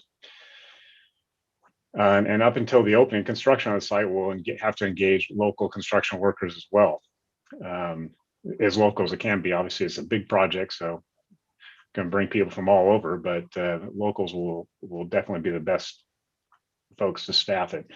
The resort is also a perfect complement to the neighboring attractions, Twin Arrows Casino and Meteor Crater. We do have a letter of endorsement, if you will, from Meteor Crater about the project, which is nice. That they didn't see as a competition. They thought it was a complementary deal. Route 66 with Interstate 40 is a popular route for people to follow, and that centennial is coming up here in 2026. So we'd love to get this project rolling and get things up and going by 2026, when a lot of folks will be driving down Route 66 to see the sights. And this will be a little bit of a rebirth of a site that was famous on the old highway back in the day. We project the average annual bookings at Two Guns to be around just under $40 million per year, plus special events adding just under 12 million. There's some economics here that say this really pumps about $350 million into local economy just by attracting these visitors. So trying to be a good neighbor in that way too, providing that economics to the area. Just as importantly, as some people, some of the supervisors brought up, stewardship of the site. We have protected the canyon. As the plan is to protect that canyon. We have agreed to a buffer zone on the edge for sure. But right now, anyone can drive off the interstate highway. I mean, it's got an interchange there already, and people come off all the time and just drive right down in the canyon. By having a resort here, we can control that access. This is probably the easiest access to the canyon anywhere. So we'll have control of that access. Similarly, the cave on the site has been infamous for many years, but in the internet age, which we're in right now, it's been getting even more well known. I think this has become a dropped pin on many people's travels. They got to come see the cave. So it's getting more and more highly trafficked. With a resort here, we'll be able to control that as well. The plan is to basically seal the cave, and I'll talk about that real briefly in a second, and then fence it off so people can't be climbing around down there. The cave is home to Townsend big-eared bat. It's identified as a habitat there. So when I say seal off the cave, we got to allow those bats to be able to get in and out safely. So that'll be a big part of it. So in addition to protecting the history of the cave, we're going to protect it as a habitat for some scarce species. As Mr. McNeely noted, there's a bridge that used to be part of the Route 66 highway. Without this project, that bridges can get further and further into disrepair, but we're planning on getting it repaired, brought up to and restore it, and going to reuse it as part of the resort's roadways. And generally, the stop on the highway has been a place for, I'll call them hooligans and other folks, to create mischief, create graffiti. Some of the graffiti is really beautiful. Some of it's kind of offensive. There's vandalism. I know we've had reports of a few fires out on site in the last year. So with the resort in place, this access will be controlled. It's going to eliminate the opportunity for these problems. and it's going to be an attractive place to visit and much more of a positive experience. I think that's the most of what I had to say. I mean, really wanted to emphasize the great community benefits it can provide, as well as protecting the canyon. But we are here to answer any questions. I know John and Krishan, Krishan's the civil engineer, are here if I can't answer them as well. But we hope for your support in getting the rezoning so we can create a very positive experience here. All right. And is that that ends your presentation at this time? Yes, sir. Okay. Okay. This is an opportunity for the board to ask questions of the applicant or their representative. Let me see. Supervisor Horst. Yes, thanks. And thank you for being here as well. And I know this has been a long process. And I sat in, although I wasn't on the board, I sat in it in December when you presented and learned a lot then, and I'm learning a lot now. I've also had an opportunity to talk with John Gunderman, and who I know is very excited about the project. And sees this as something that is really can create a lot of economic development for this area and employment for people in this particular area. But I still have some questions, even with all of that. So if I can just ask a few questions. And John, when you and I talked on the phone, I wasn't able to get out for the tour, but when you and I talked on the phone, you were looking at an employment of approximately 150 to 175 full-time and between 50 to 75 seasonal. Is that still what you're thinking? Yes, Supervisor Horstman. Yes, right now, once we're build out complete, phase 1 through 3, because this is going to be in a phased project, there's a lot of work to do out there. We're looking at having at 150 to 175 full-time staff and 50 to 75 seasonal staff is what we're, looking at this point in time. Yes, ma'am. And you were also talking about if it was filled, that you were thinking there'd be about 2,200 to 2,500 people that would be there for the lodging and the amenities. Is that correct? The best of my calculations, and I didn't get A+ in math class, but the best I can say is we were looking at, for about 774 sites, doing the simple math, roughly on an average 2 people, maybe 3 people. That's the way we kind of came up with it. We don't know. This is brand new. So I can't give you a definite answer. But that's how we kind of came up with the math, if that makes sense. It does. And that's kind of what I figured you were doing too. So thank you. The math wasn't my favorite subject either. So thank you. And the amenities that you've listed, and I know these will be phased in, but the amenities that you've listed, will these be open to all? Or are they going to, the water park, the drive-in theater, mini golf, laser shooting gallery, would those be open to all that wanted to come, or would be limited to those that were actually staying at one of the lodges or the RV park or in one of the on-site amenity or on-site lodging areas? To answer your question on that, all of our amenities that is on this project, and not all of them are going to be built, in phase 1, we can't do that. But to answer your question, it will be strictly for the guests that are coming to the park. That way we have control over it, and part of that is due to our insurance. Okay, very good. Thank you. And does that answer your question? It does. And thank you for that clarification. And the other is, I know we talked about, since Winslow, City of Winslow is not able to provide fire or law enforcement for the area. Have you talked with Twin Arrows Casino to provide that? Yes, I've had some conversation with Mary West and Brian Parrish. And I can't remember the gentleman because since Supervisor Fowler put me on a homework assignment, I have met so many people. I'm trying to keep up with all these names and faces and everything else. But yes, I have had conversation with both of the Mary and Brian at the Twin Arrows. And then also, we're looking at, depending on what we have to do, we will have some on-site security, because we want to protect our guests. We want to make sure that we don't have people coming in and vandalizing, like the site is being done now.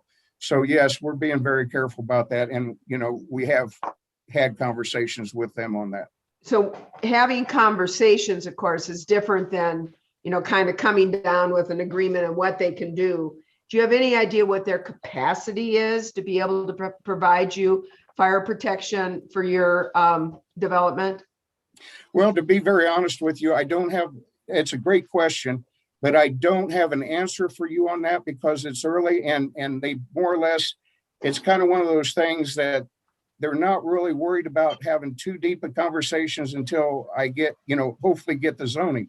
Without the zoning, then I'm wasting their time, and they're very busy trying to get the casinos back up and operational after COVID.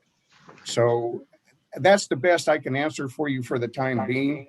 And if worst case comes down to it, like Chris Armour had said, we will actually put an on-site facility there to accommodate this. We will do what we have to do to keep the board happy and the community happy, so we're not having any issues. Thanks, John. I appreciate it. Thank you.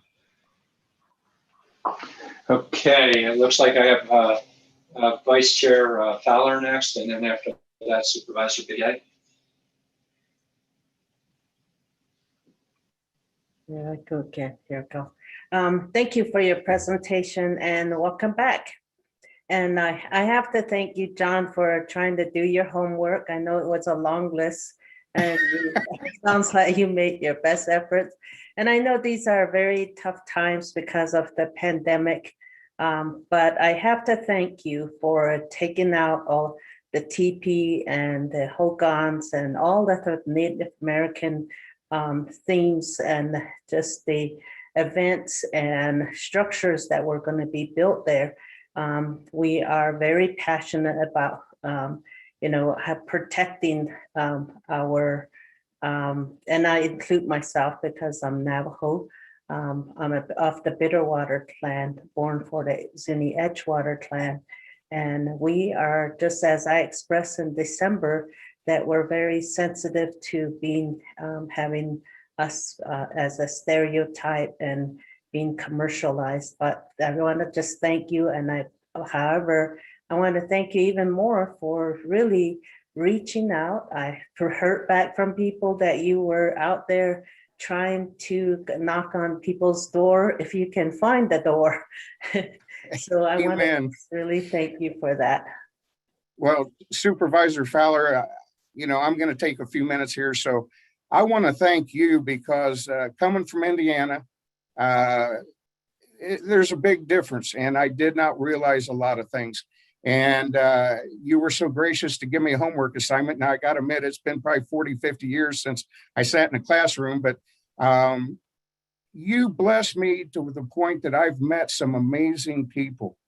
And I understand things better. I still have a lot more to learn. So I'm hoping that I get the opportunity for you to still be kind of like my teacher, if you will, and help me understand some of these things. But I thank you for this opportunity. And it's been very enjoyable. So. Well, that's good. Thank you. Thank you for becoming a student and getting to know your neighbors and people that you are going to be hiring. You're saying you're going to hire local and be able to work with the communities that are locally, that are local contractors. We have great contractors in our area. Should this be approved, and I think that you have done reach out. I know there's still some issues that need to be worked out, the cultural resources and the surveys that need to be done. That is really with the state, the county, board of supervisors. That's not in our hands. And we just put that as a condition because that's one of the state laws. So I just want to thank you for your efforts and also mainly for removing in the end all of those structures that you had proposed. I do have a question on your I call it your entertainment center or part of your project. I just want to double check your mini golf, your pet resort, drive-in theater, laser shooting gallery. Your chapel is not part of the entertainment, but chapel, sanctuary, your rodeo, water parks, and your open venue. Those are all just for the for your paid participants. Yes, we've designed that for our guests that'll be staying there. That is all for them, and we're not allowing the public to come in unless they're wanting to stay, at the facility if they want to be at our resort. Okay, because we're really looking at density, 774 units. That seems a lot. It's like, wow. And then with all of these other amenities that will be part of it, it looks like there's just going to even be more people that will be there. So when we have to look at the public safety, the public welfare, that's the part we have to look at. And then also, does it fit into the character of the region of this area? It is a remote area, but there's and how does this fit into that region? So those are things that we have to look for. What, if I may say, Supervisor Fowler, I completely agree with you. And one of the things I was very excited about, I had a very nice phone call today with Miss Mary West from the Navajo Nation Gaming Commission. And she is, and you can reach out to her. I know you know her very well.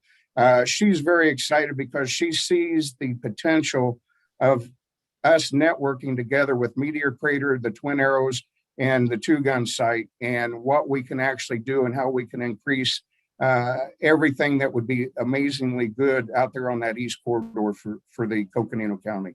So, okay, thank you. That'd be my my questions for now. One other thing. You have a 246 acres.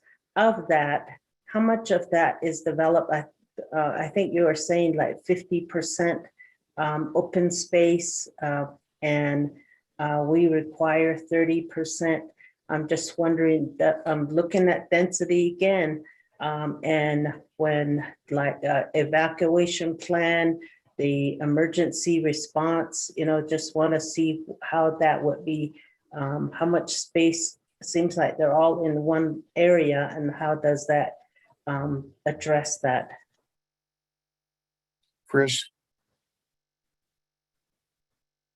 Unmute myself. Yes, Supervisor Fowler, thanks for the question. And I know that Supervisor Vasquez has the same concerns. Again, I think it seems very dense in the big picture calculation. It's not as dense as, like I said, a suburban neighborhood. But there are loop roads, everything loops around. The only access off the site really is the interstate highway, and it has a major exchange there. So, the on site, everything loops. There's very few dead ends, with the exception of the one peninsula that has the horse oriented sites. But even it's got a turnabout at the end there, so you can get back out. So, all roads really, if you're really having to evacuate, you have to get to the interstate, and the roadways are all designed that they all kind of loop around back that direction anyway. So, we're fairly confident that this is a good plan. The fire marshal's office is going to have to look over this project also and approve some of these features. So. We still got that hurdle to cross with them as well. But we think it's a good design that's suitable for evacuation. Okay, thank you. We have small maps, so it's very difficult to look at. Yeah, I could probably zoom in a little more if I want to, if I wanted to share, if you want to see it. Let's see. Would you like to see it, Lena? I think that might be good for all of us just to see. Mhm. Okay. Seeing my screen? We can see it on your screen. If you zoom in a little more, so. Yeah, let me get this centered. Whoops, no, I just lost it. Bunk.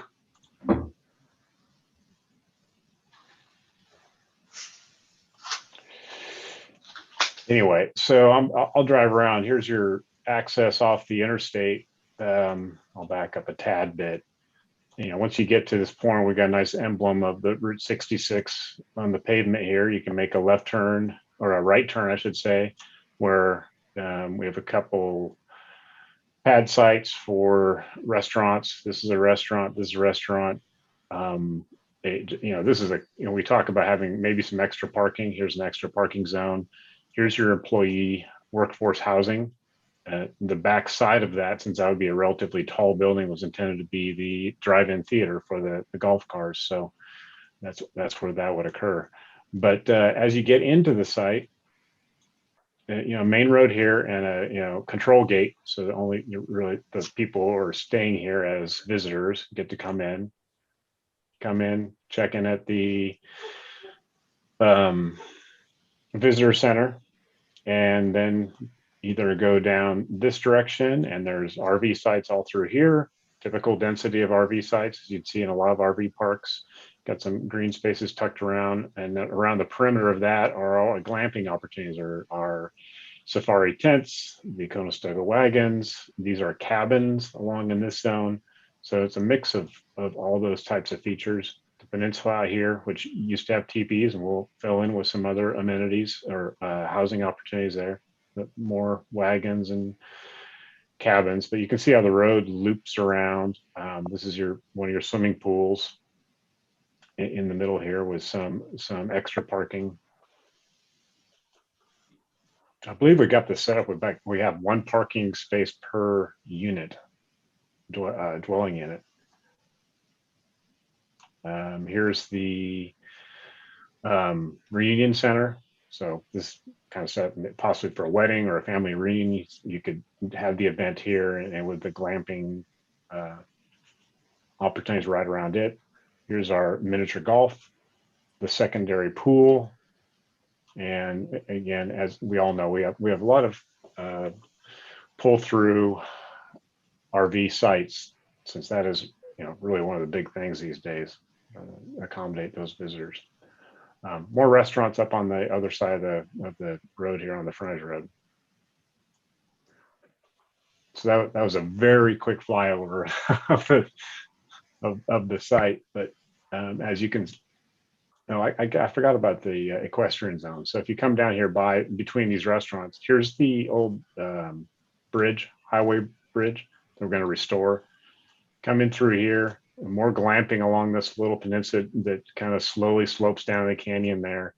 But then these are equestrian sites. So these folks can bring their horses here, park on one of these sites. There's pens set up so they can unload their horse and have it stay there, and then use that to ride around in the beautiful countryside here. Get down in the canyon through some trails that lead downward on your horse or hiking, and explore the canyon that way.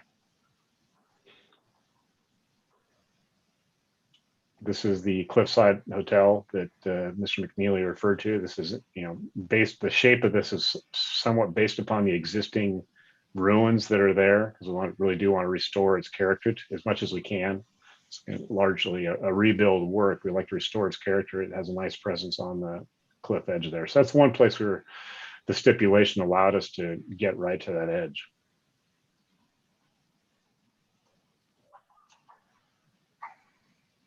Okay, thank you. You bet. Okay, I have Supervisor Begay and then Supervisor Vasquez after Supervisor Begay. Okay. Good evening again. I just have a couple of comments to make and a couple questions, I believe, here. I know that in your letter, Mr. Gunderman, that we received, in there it stated that if the Twin Arrows does not result in an agreement with you or negotiate with you, that you are ready to prepare to develop your own fire protection and emergency services.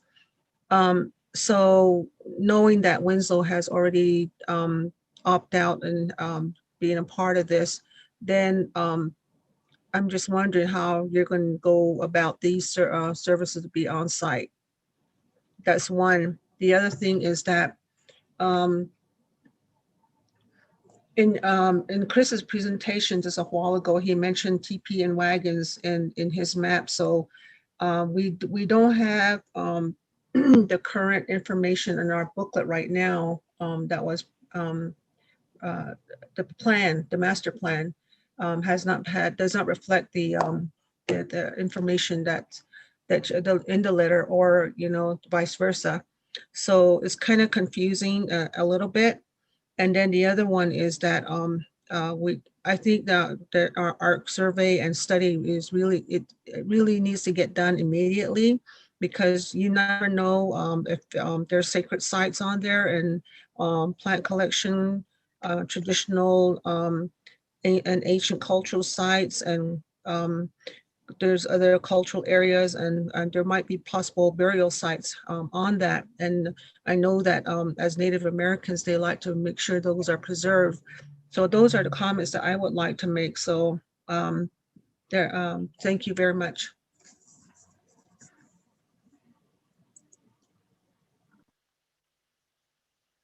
All right, Supervisor Vasquez. Good evening, everyone. Thank you. First off, I'd like to recognize and thank you for removing those themes that were requested from the community.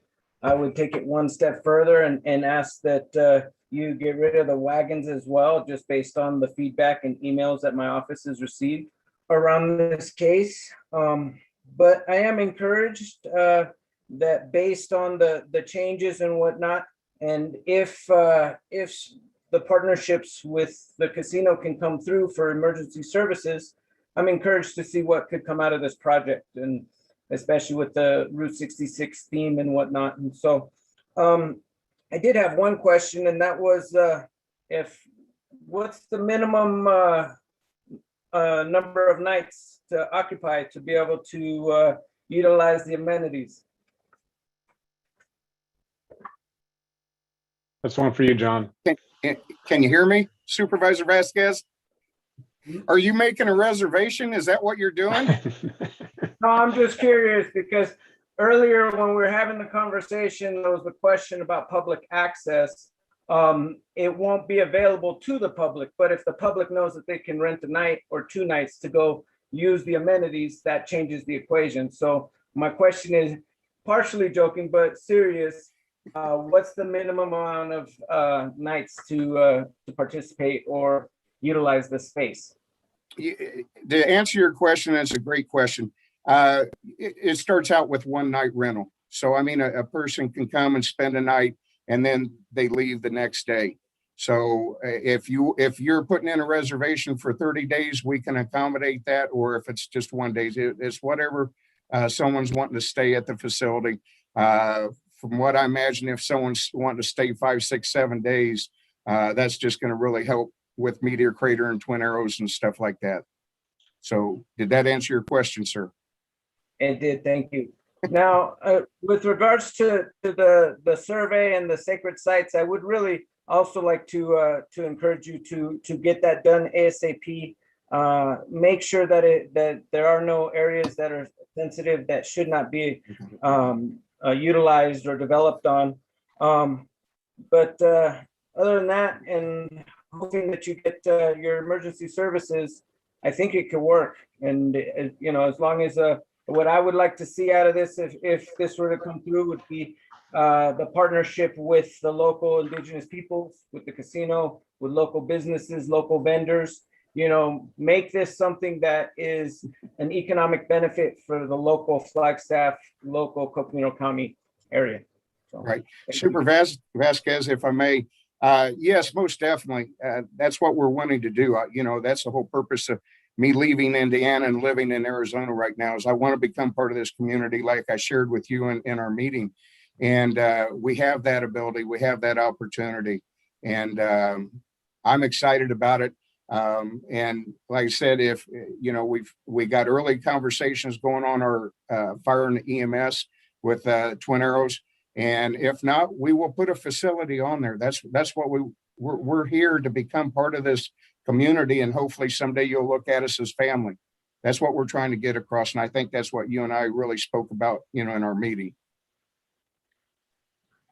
Well, I see you making efforts. I know there's some things that still need to be worked out, and I hope to stay true to the course that you're taking and make the adjustments that are suggested by my colleagues, and so that you can create some kind of development. Well, thank you, Super Vasquez. I really appreciate the kindness. And one other thing I wanted to share with you is when I was talking to Mary West today from the casino, she gave me a outstanding lead to take care of this cultural resources study that everybody's concerned about. And I have not spoken to the lady yet, but she is Navajo.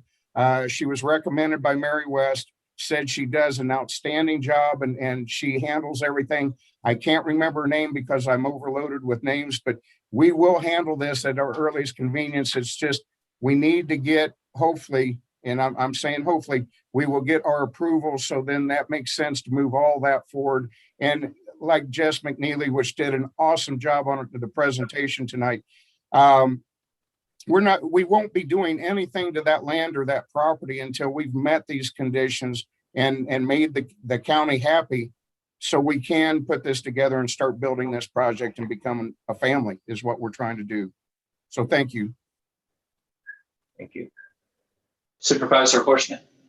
Yes, and thanks. And I know we see the map up here, and I know, Chris, you can see an evacuation plan, but has a professional engineer actually provided an evacuation plan for you?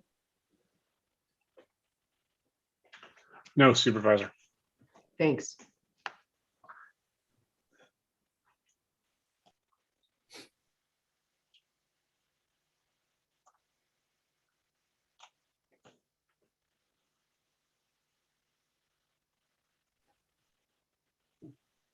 Chair Ryan, you're on mute. Yeah. There you go. Any other questions of the board for the applicant at this time? And I wasn't seeing anybody as I'm scrolling up and down. Okay, and nobody's shouting out. So at this point, we'll close this portion of the applicant's presentation. The next phase that we'll step into will be the public hearing. Again, after the public hearing, that'll close comment. Once we close that, that's all the comments for public comment. Then we'll go back to the applicant, go back to staff if we have questions, get into deliberation with the board, and move towards a decision. Now, we've been going for 2 hours. I would suggest that we take a 5-minute stretch your legs, bio break, etc. And let's come back at 7:10.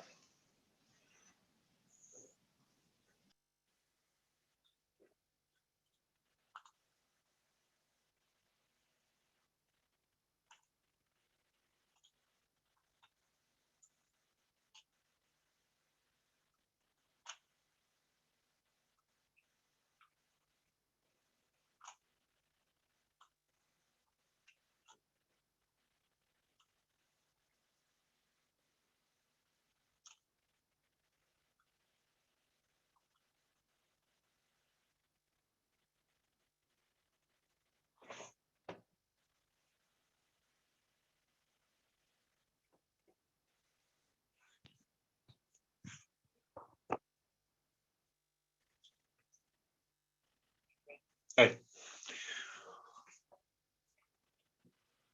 Hi, how are you? I'm tired.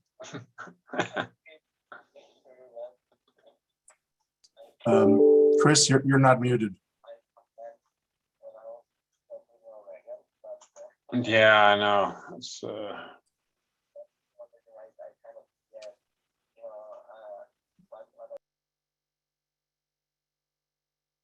Thank you.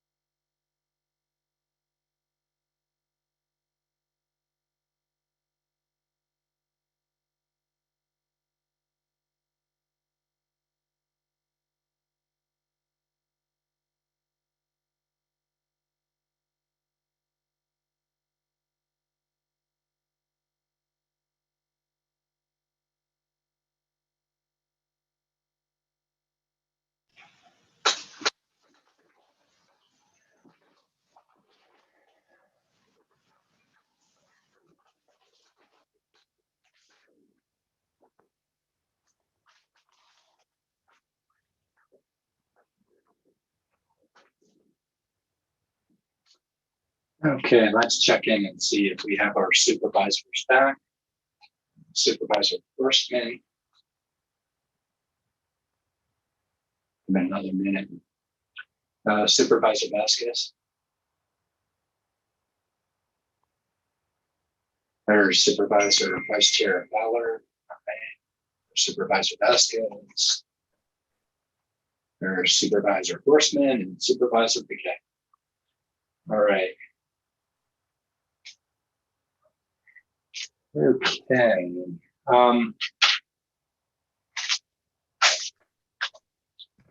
Yeah, here we go. We're getting ready for public comment. So for public comments, as noted before, we have presented, it seems like we have a lot of new people that have come on since we started the meeting. As you give public comments, we'll provide 3 minutes for each person. If somebody had said something prior, maybe you could acknowledge it. You don't have to use your 3 minutes. It'll be a long night if we hear the same thing repeated over and over. Acknowledging the point for the sake of the board, it is a public hearing. Ask you to speak to the case and facts associated with the case. You'll be directing your comments toward me, the chairman.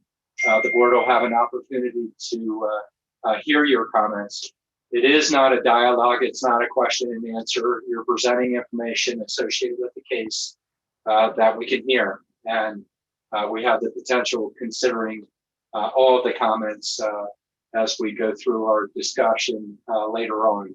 But you will have an opportunity to provide your comments. People get nervous when they're presenting in public. Mutual respect is very important. There may be differences of opinion. It's an opportunity for people to express their point, whether for or against, but more importantly, a point associated with the case of how it applies to the case. Water, as discussed by an attorney, we cannot listen to testimony, can't even listen to it, whether there's an adequate water supply or whether there is not an adequate water supply. We can't do that. It's not under our purview. And if you begin to speak about water, we will cut you off. We do have the ability to speak about the distribution of water as it applies to the infrastructure in the proposal itself, but that's about the only area that we can go related to public comment. And I think I covered everything. With that, what we'd like to do is, it's a little bit more difficult for phones, so we're going to start with phones. Mr. Chair? Yes, Lindsay, or sorry, Lena. Vice Chair Fowler, yes. Yes, when people make their, when they do make comments, they state their name and their address. Is a PO box address okay, rather than describing where you live? If you don't have like a. Yeah, we've done this before where we accept PO boxes. Rural areas often only have that PO box for that. Okay. We just need to make sure everyone knows that. Thank you. Okay, thank you, Vice Chair. And thank you for reminding me of that. As you begin to speak, it's very important that you state your name and your address for the record or your PO box. Okay, so here we go. Lindsay, we were going to start with phone calls first, and then we'll go to the Zoom meeting. Lindsay, can you explain how to access public comment? And you're going to call the phone numbers up one at a time. Correct. Thank you, Chair. And while we're doing that, so we're providing 3 minutes. We will have Val Weber, our Deputy Board of Supervisors clerk, keeping time, and she'll try and give just a little bit of a heads up when you have about 30 seconds left. Okay, Lindsay. Thank you, Chair. We have 5 participants that are on the phone. So I'd like to start with those on the phone.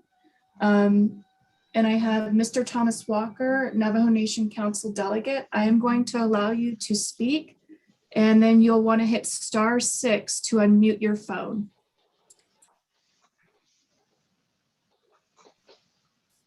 There you go. All right. Welcome, Council Member. Yes, can you all hear me? Yes, we can.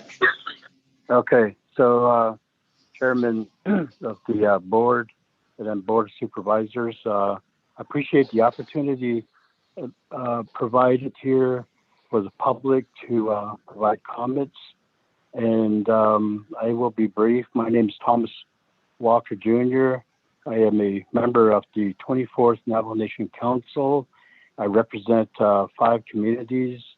This part of the Navajo Nation. Those communities are Loop, Bird Springs, Talani, Lake Cameron, and Coal Mine Canyon chapters.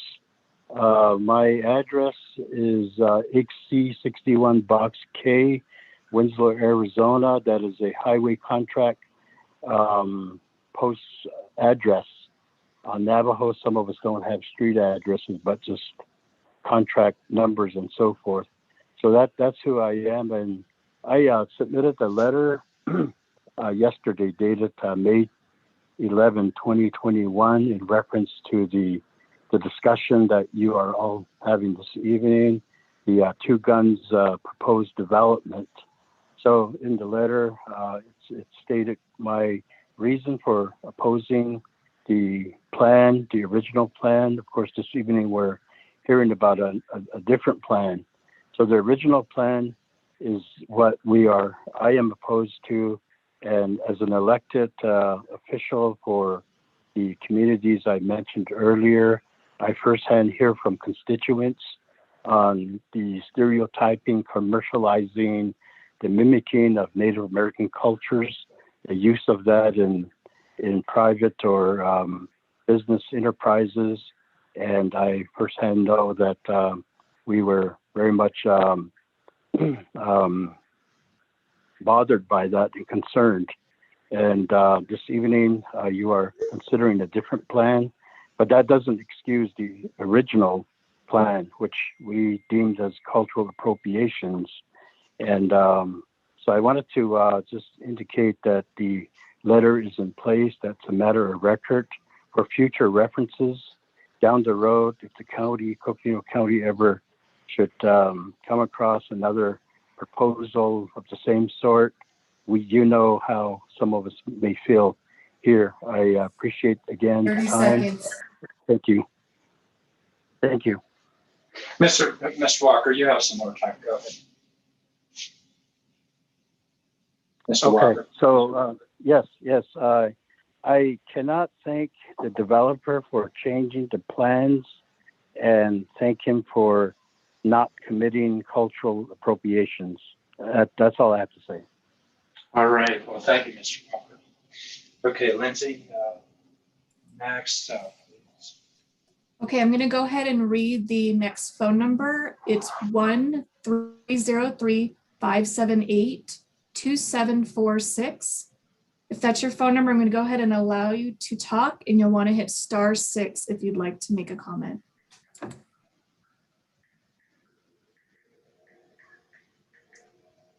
Again, if you would like to speak, you need to hit *6 to unmute yourself. We'll give you just a few seconds. 303-578-2746. Okay, they may not want to speak. Okay, go ahead and move on, Lindsay. Okay, I'm going to go ahead and go to the next phone number, 505-920-3703. If you would like to speak, please press *6 to unmute your phone.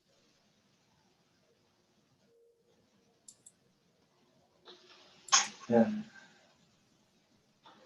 505-920-3703. Need to press *6. Again, Not- *6 to unmute your phone. Okay, go ahead, Nancy. Okay. The next phone number I have is 812-989-4237. If that's your phone number and you'd like to make a comment, please press *6 to unmute your phone.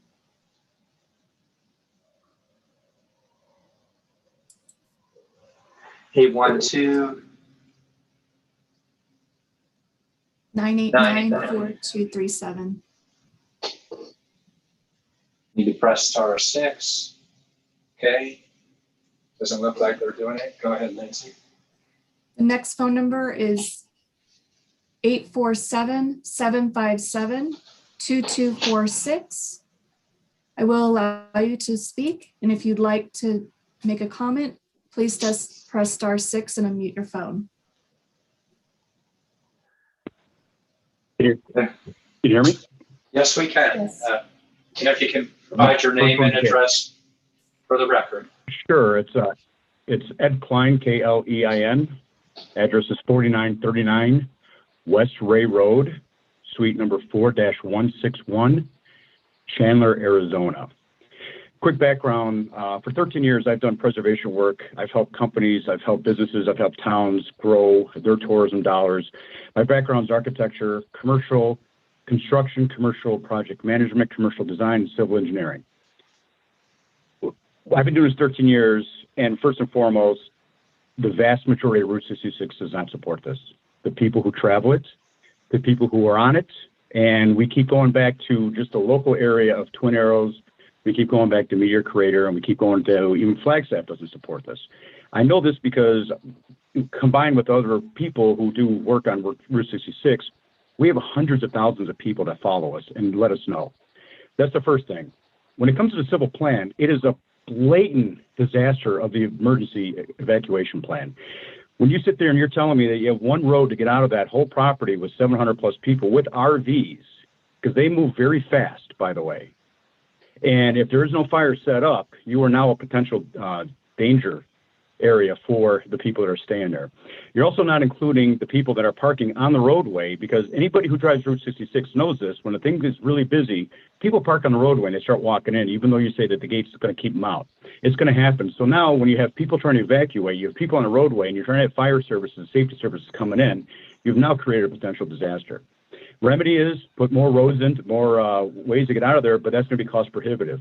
Also, I don't think John has spent any real major time up at Two Guns. As someone who's been up in northern Arizona constantly at every season for 10 years, the environment is horrific in the wintertime.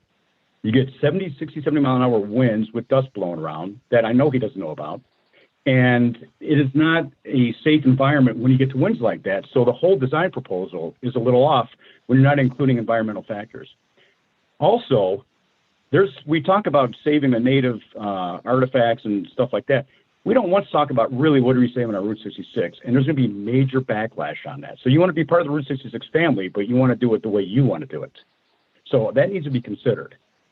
And I'm sorry to be so blunt, but again, I've seen this happen many, many times. And yeah, what if also too, the funding's not there? You're halfway through, you had all this destruction, you ruined the sacred site, you hightail and go back to Indiana. Where's a backup plan? Where's a financial reimbursement plan to the county or anything like that? That's never been talked of. It's been a lot of pretty Excel sheets, a lot of sketches, but the information, I don't understand how the county could pass this as an approval at this point. Okay, thank you, Mr. Klein. Okay, Lindsay, next. Chair Ryan, that's it for the phone numbers. Mr. Klein does have his hand up through his computer system. Well, So, we only provide one chance to present during public comment on that. Okay, so Lindsay, why don't you explain to those that would like to participate through the Zoom now that we're done with the phone numbers? Thank you, Chair Ryan. If you would like to participate in the public hearing, You can raise your hand down below in the toolbar. There's a raise hand button. Go ahead and hit that raise hand button, and then we will just go down the list as folks raise their hand. The first person I have is Amy. Amy, I'm going to go ahead and allow you to talk. Am I unmuted? We can hear you. Okay, great. Thank you. Chairman Ryan and other Board of Supervisors, thank you for holding this hearing. My name is Amy Sigelski. I live at 6696 North Snowflake in Flagstaff, Arizona. I'm a resident of Coconino County as well as a member of the Navajo Nation. I'm honestly confused how this project could have gotten this far with the developer architect not realizing how deeply rooted in stereotypes and blatant cultural appropriation this resort is. While I appreciate the decision to remove the teepees and hogans, they never should have been included in the first place. Looking at their current website for this project, it is littered with microaggressions and deeply harmful stereotypes of Native Americans. I'm appalled at their use of the word tribe to describe a gathering and their lack of understanding what it means to be a member of a tribe in the United States. This isn't something that we can tap ourselves in and out of based on shared interests, and being a member of a tribe in the United States has been used against us and still is today. I also really detest the use of the wagons, and if you look on their website, the description is made in America. It's the perfect combination of Old West ambience, comfort, and convenience. This very popular lodging option will invoke nostalgia that transcends to every generation. For many Native Americans, there's nothing good or nostalgic about covered wagons or the land rush or the gold rush that decimated our communities. And it says the wagons are fully mobile and they can be moved to offer a customized group experience and circle the wagons, which is also a microaggression that was used against Native Americans when you're trying to protect yourself from the savages while you're trying to take their land. So all of those things are very upsetting. Also, I just wanted to see with the applicant changes, they said they'll remove the teepees and the hogans and Native American elements. What are those elements? Will that be applied to all amenities, decor, and merchandise sold? Because there's a lot of different areas that can be harmful to our communities that I don't think the developer has a grasp of, and that I do appreciate that he has done some homework, but is not nearly enough to understand the relationship with the land and the communities and what our Board of Supervisors owes the original inhabitants. My last thing, thank you, is the 175 time full positions. Is that a living wage with benefits? It is a very remote area. If it's 170 full-time minimum wage jobs, that really isn't going to be impacting the community or our county in the way that it's being presented. Thank you for the time, and I really appreciate it. All right, thank you, Amy. Next up, Lindsay. Next up, we have Roberta Gorman. Can you guys hear me? Hello? We sure can. Go ahead, Roberta. Good evening, Yate in Navajo. That means hello. I like to welcome Chairman, Chairperson Matt Ryan and members of the county supervisor.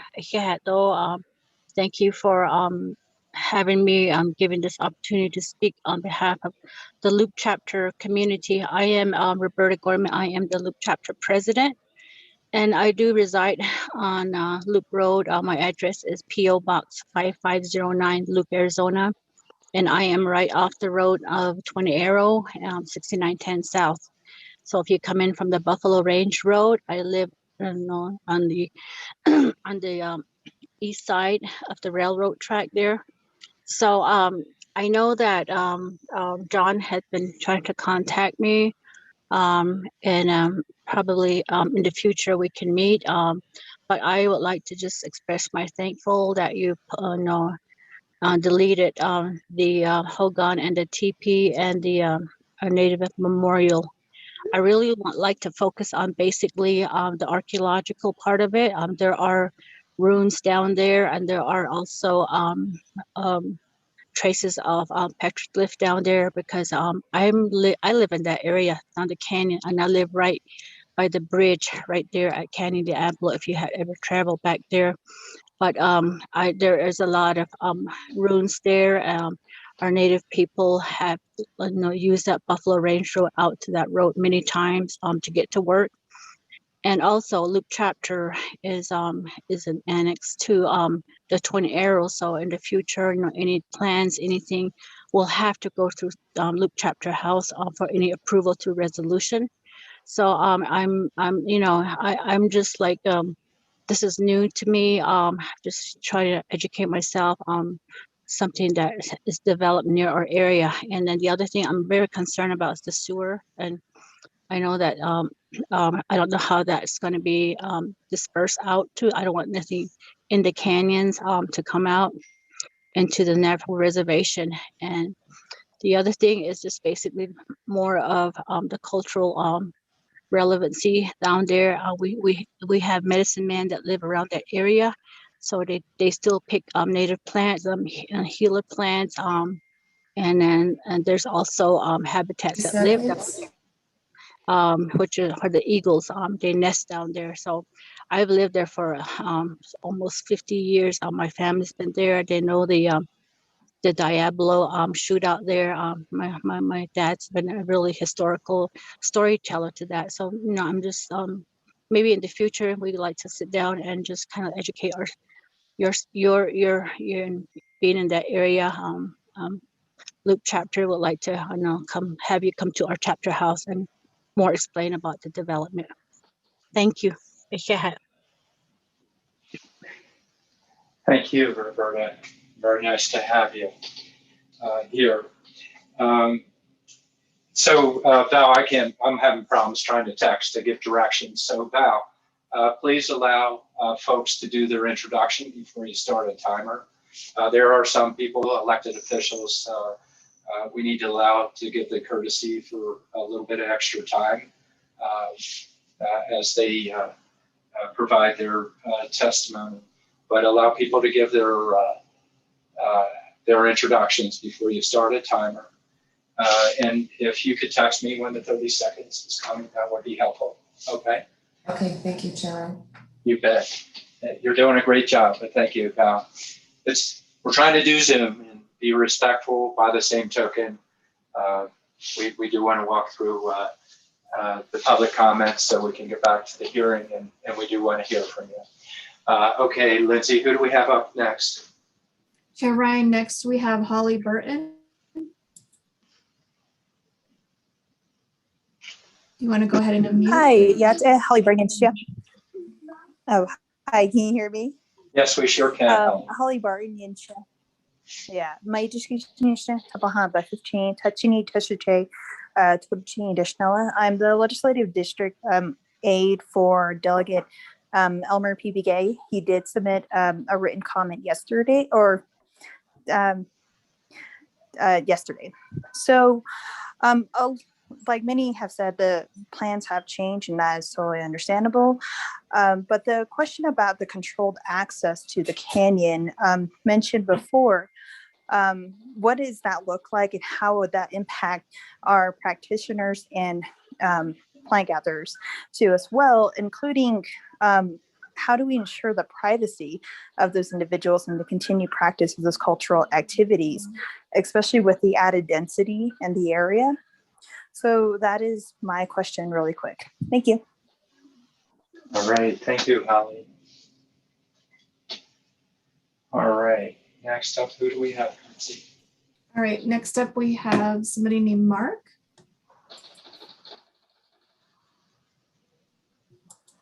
Hello. Hello, we can't hear you, Mark. Oh, hi, thank you. My name is Mark Scatina. That's SC as in cat, ATENA. My address is 527 La Bonita Avenue in Paris, California. That's PERRIS, California, 92571. All right. Okay. I appreciate today, ladies and gentlemen, for this input from the public. I have to echo the concerns that one of the previous callers, by the name of Ed Klein, I think he was, commented about the cultural significance of this area for Route 66 travelers.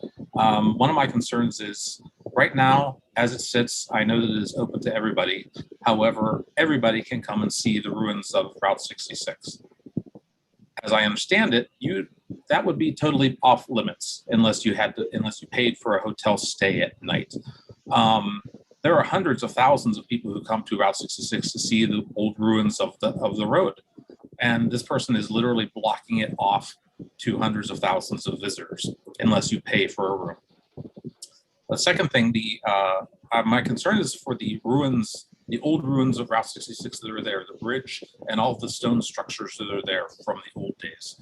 Now, I understand that what he wants to do is to basically demolish most of it and use the building materials to construct new buildings like the hotel and whatnot. And that's just entirely inappropriate in my opinion.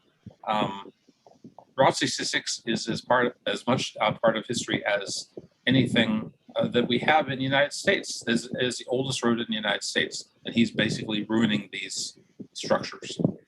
The other thing is that, pardon me, he's basically talking about family and all that, and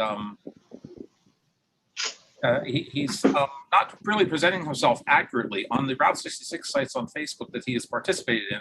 He was not open and honest about this site at all and his plans at all. And I'm wondering why this development got as far as it did. There's no fire prevention. There's no access for emergency services or exiting the thing in an emergency. But frankly, what I'm calling about is the older aspects of Route 66 that are now going to be basically destroyed in order for this basically money grab that is happening. There are hundreds of thousands of Route 66 enthusiasts around the world, if not more, and they do not want any part of this. None at all. I've talked to many of them on the different websites and people that I know personally. They do not want to stay at this kind of place. They want to stay at the old hotels and they want to see history. And this person is basically ruining that site by eliminating history. Thank you so much for your time. I appreciate it. Okay. Next Chair up, Lindsay. Ryan. Next, Yes. we have Holly Barton. We had Holly Barton already, Lindsay. Okay. Next, we have Nicolette.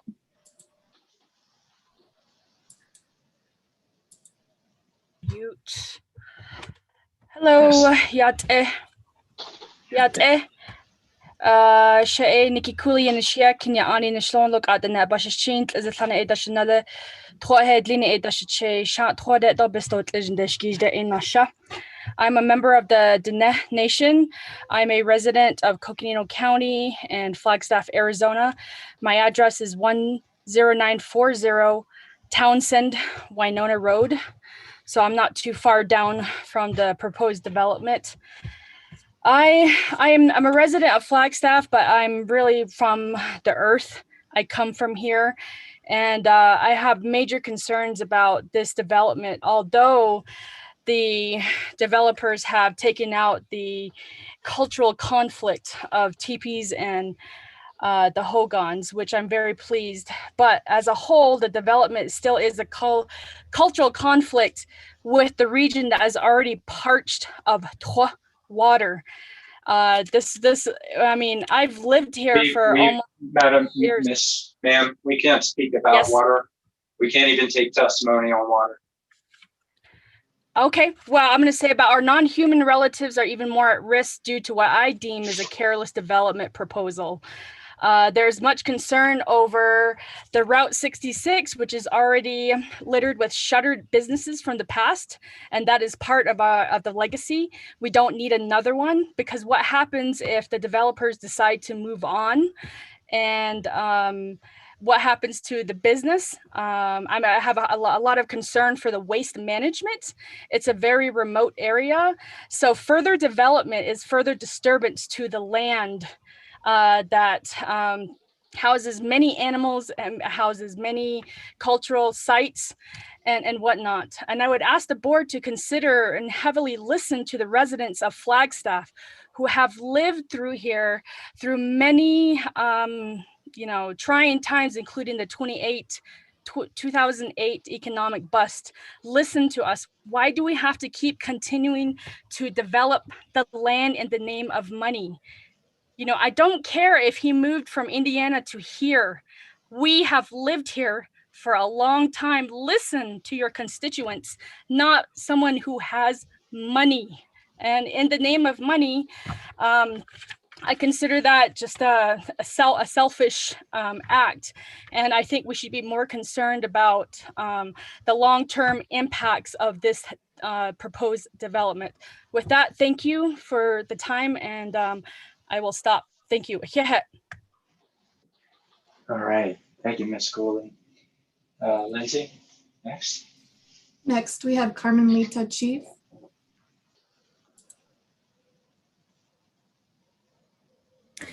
Yes, thank you very much and good evening, Chair Ryan, as well as the rest of the Board of Supervisors.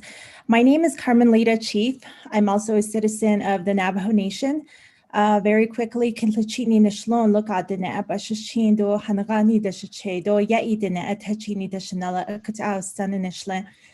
I am also a resident of District 2, and my address is 4403 East Holly Green Road. And I had also submitted an email comment talking specifically to the harms of the stereotypes that were going to be presented in the original plan. Although I have been listening to the testimony, the presentation, I'm very, very pleased that there is going to be the removal of the teepees, the hogans, and the way that it was termed, any references to Native American culture and facilities.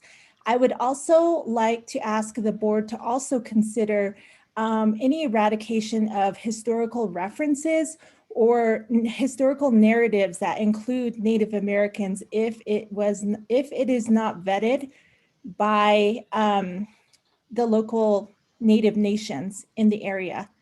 For far too long, we have had our narratives told through a non-Native lens, and that has harmful repercussions, harmful implications to policy development when it pertains to Native American causes and issues. 72% of Americans in this country have no exposure to Native history, Native cultural issues, Native identity issues. And so if you were to allow even just historical references, like for example, on the website, there are news articles from the 19th century, 18th century up there. And those stories are told from a non-Native Western lens. It already characterizes our people in a negative light. And I would like for those types of things to also be removed because it does have policy implications for Native people here in the region and also internationally. Moreover, I would also commend Supervisor Vasquez and also Supervisor Begay for also pushing for the removal of the wagons, the Conestoga wagons, because those are associated with settler violence against Native people. And we don't need those reminders of what has happened to our relatives and our ancestors from centuries ago. With that, I respectfully conclude my comments. With that, I think my recommendation is just to scrap the whole Wild West theme and really do some research. There is a nationally recognized organization called the Illuminatives Organization. And although I very much respect the Loop chapter's invitation for the developers to go out to that area to be educated, I really think it is incumbent on the developers and the team there to also educate themselves and do that effort and do that labor to learn what we're talking about and why we're so passionate about these issues. So, Carmelita. Yes. Yeah, I need to just wrap up. Sure. So with that, I'm just concluding. Thank you very much. All right, thank you. Okay, Lindsay. Chair, next we have Courtney.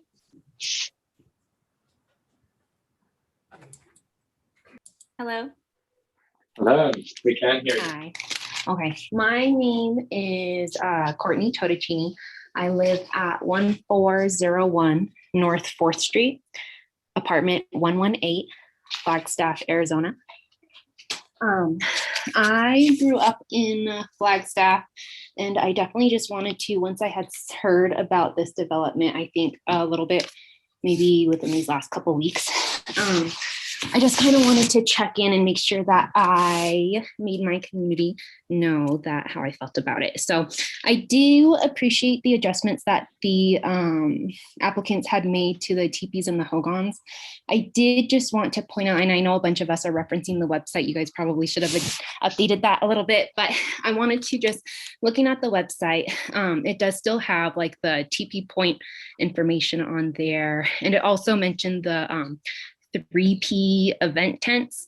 And I just wanted to kind of check in and see if those are actually named the 3Ps, or if it could be switched to something still, or if it even looks like a teepee at all. Just something else, I guess I wanted the Board of Supervisors to be mindful of that there are still other things probably aside from just the teepees and hogans that might be overlooked.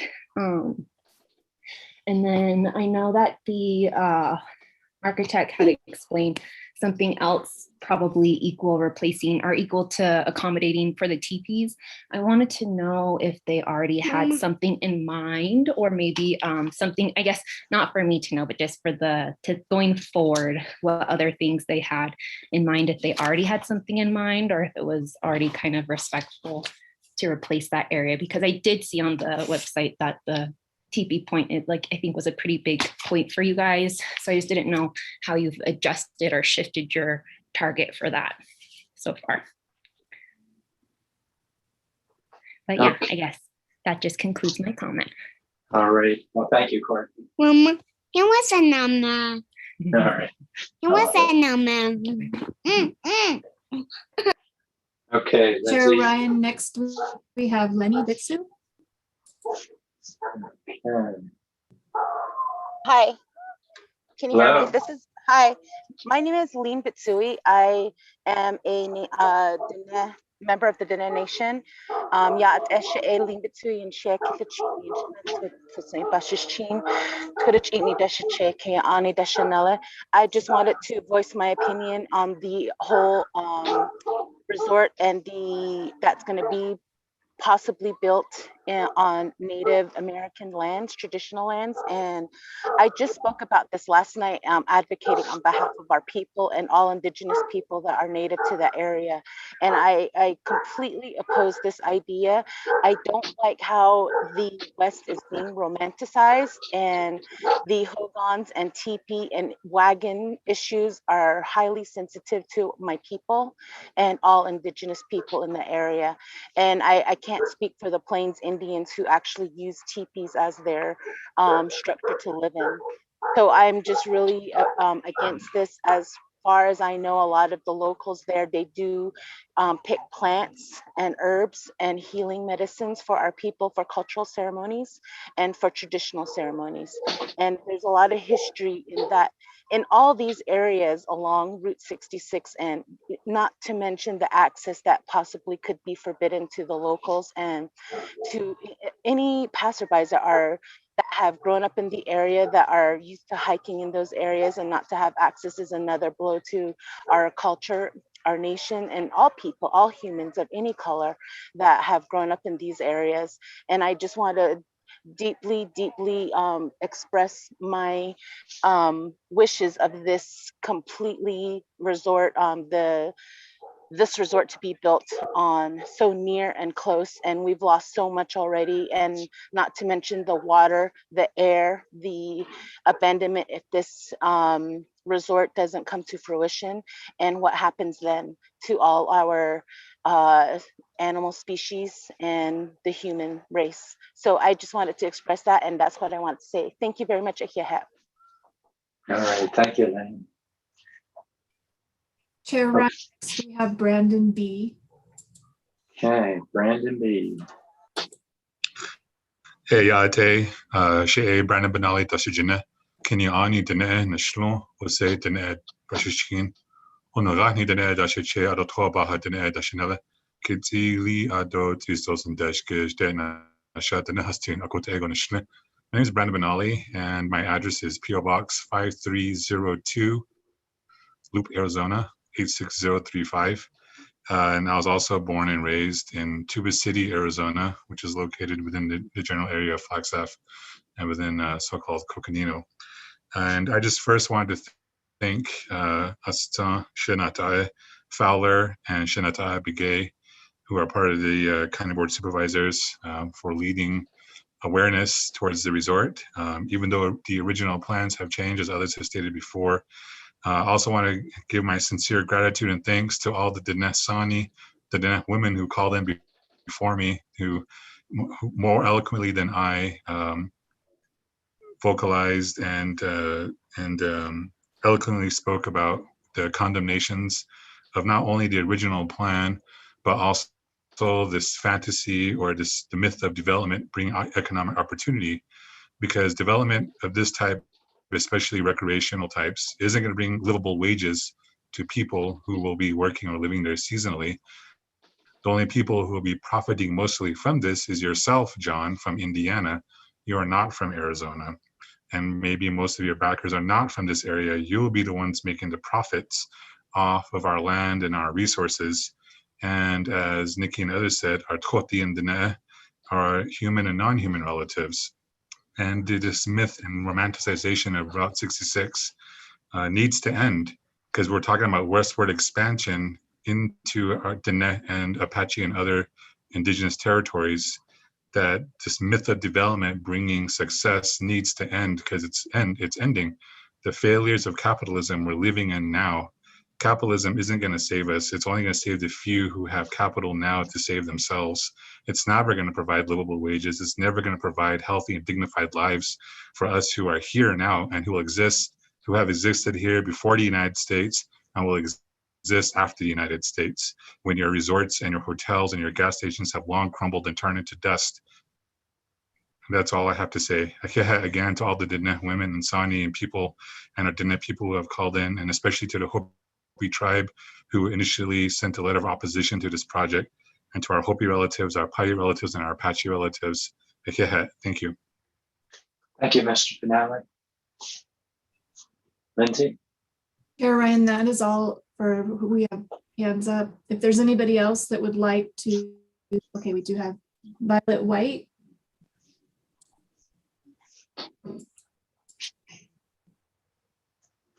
Yeah, my name is Violet White. I'm born for the Honeycomb clan, and I'm the Honeycomb clan born for the Towering House clan. And I just want to state for the record that I did submit a petition, and I guess my question is to see if that was received by the County Board of Supervisors. And I also did an online petition, and I just want to verify if those were like accounted for.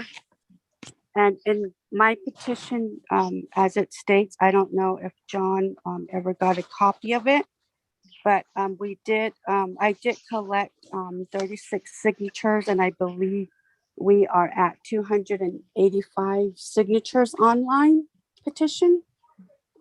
So it's kind of lengthy, and I don't know if I have time to read it, but it is opposing the development. And I am happy to hear that John did remove the teepees and the hogans. And, thank you for respecting, our cultural, but in that sense, I don't have a problem with John developing there, because it's going to bring economic growth to the community. I mean, we're here arguing, John's going to be making this much money, but yet, we just have like a Twin Arrows resort just across I-40 from where he wants to develop. And that's also, money making business. And I just strongly like, want to say that it's not like fair to John. So we got to think, I think it's got to, bring money to the community as well. But I just want to state for the record that I did do a petition. So I just want to verify if those were received. And I can say, yeah, That's all my comments. and I'll say that we did receive a petition, not, who signed or anything like that, but we did receive a petition today. Okay, Lindsay? Chair Ryan, next we have Janetta. Hi there, can you hear me okay? Yes, we can, Janetta. Janita, Yat E She'e Janita Benali Yanasha. My name is Janita Benali. She'e Be'eth Lechi'i. I am born for the Redcoat people. Anani Twitich Ini Bashishchun. I am born for the Bitterwater people. Nakai Dina'a Dashanele. The wandering people are my paternal grandparents, and Polish Holyegi Dashiche, the ones that they call the Polish people, are my maternal grandparents. I am originally from Black Mesa, but I reside here in Flagstaff 2 off Townsend Winona Road. Address is P.O. Box 1492, Flagstaff, Arizona. And one of the reasons I want to make sure that John and Christian, that you understand as Indigenous people that we acknowledge our clans when we're talking to you is because we are acknowledging our relationship to each other and our relationship to the land that exists there. A lot of us who live around this area and a lot of the different clans have a direct relationship with that area. And so I think that as we're acknowledging who we are, that it's not just that we're acknowledging ourselves as being part of that landscape that exists that you want to develop. My father is a traditional practitioner, and I'm following his footsteps. We collect medicines and gather ceremonial objects in the area. When I heard you talking about access and that people would have to pay for access to places that are long held as being part of our cultural and our spiritual lifeways, that was a little bit shocking. We have these issues already. They're issues that we have been fighting here in Northern Arizona for a long time. So this is just adding really another slice into the scars that already do exist for Indigenous peoples here. The concept of the Wild West, even taking out the hogans and the teepees, are still an incredible, they produce a harmful prejudice that we still experience. We don't just hear about, but we actually still experience. And so as we're talking about the covered wagons, that's something that brought a lot of fear into our peoples. There's still intergenerational trauma that so many of our people have. My father remembers when he would come to Flagstaff in his wagon, and he would see the signs that said no dogs and no Indians allowed right here in downtown Flagstaff. So by allowing for this kind of legacy to continue is really continuing the harmful experience. It continues these stereotypes. It continues. Maybe you don't see it particularly because you're not from this area, you're not Indigenous, and a lot of people aren't. But unless you are from this area and you are an Indigenous, and those harmful stereotypes that exist still are part of our experience growing up. I did want to also talk about the winds. Yeah. I need you to wrap up, okay? Okay, real quick. The winds are are incredibly intense for anybody who knows this area. My concern is camping and the wind gusts blowing and creating more trash that would be blowing out into the already fragile ecosystem that exists. Thank you so much for your time. And I thank you all for the opportunity to speak. All right, thank you, Geneva.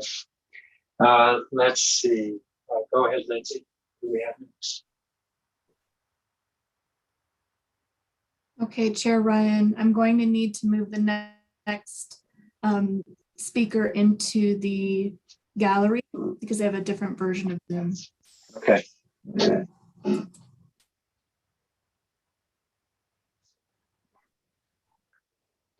All right. Welcome. You're on mute, though.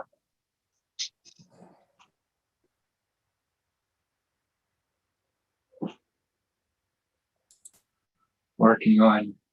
Okay, DCI, if you could go ahead and unmute your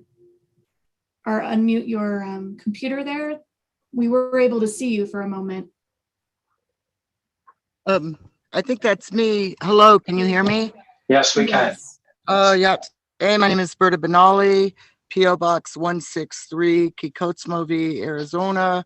I've been a resident of Northern Arizona for over 46 years. My husband is a traditional medicine man and has told me many stories of the tragedies and atrocities that have occurred at Two Guns, the burial sites that are there still, and the history of it, which is not a very pleasant history. I mean, you know, looking at your plan, cowboys and Indians, wait a minute, we have come so far now in this time and in these trying times to dispel these terrible stereotypes of what's been going on and what is still being going on and carried on. The ecosystem is extremely fragile. The antelope that live out there, it's getting less and less. The drought that we are in is not letting up. This plan, we live in an area between Winslow and Flagstaff that's a very depressed economy. You put up all these wonderful toys like a Disneyland, and these kids are going to want to go there, and they're not allowed unless they spend the night and pay money that people are making less than minimum wage. So this whole idea kind of is a little bit outdated to me. If you look at Williams and what they've done there with zip lines through the town and things like that, all because somebody wanted to bring the railroad back. Yes, their economy has improved a little bit, but this economy, I don't think it's going to improve. The winds again blow and blow. The dust storms are out that way. It's not healthy. And I-40 gets closed down a lot in the winter, in the summer due to accidents. Also, the railroad carries toxic materials throughout nonstop, and I don't know how far the tracks are from your proposal. So that's about all that I have to say, except please, you know, reconsider. I know you want to make something happen, but look at all the places around Route 66 that were there in the 50s that are shut down, and know the history of the area that you're building on. There are burial sites on this land. Thank you for your time. All right, thank you, Roberta. All right, how are we doing, Lindsay? Chair Ryan, that's all who have had their hands up. There's Belle Starr, so I'm going to go ahead and allow her to speak. Okay.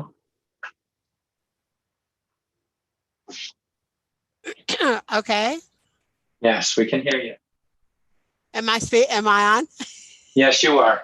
Thanks a lot. Hi, Matt. It's Mary Sojourner. And I have an initial concern, which is that I wish this system was set up with closed captioning because I have something of a hearing deficit. So I'm really having to concentrate.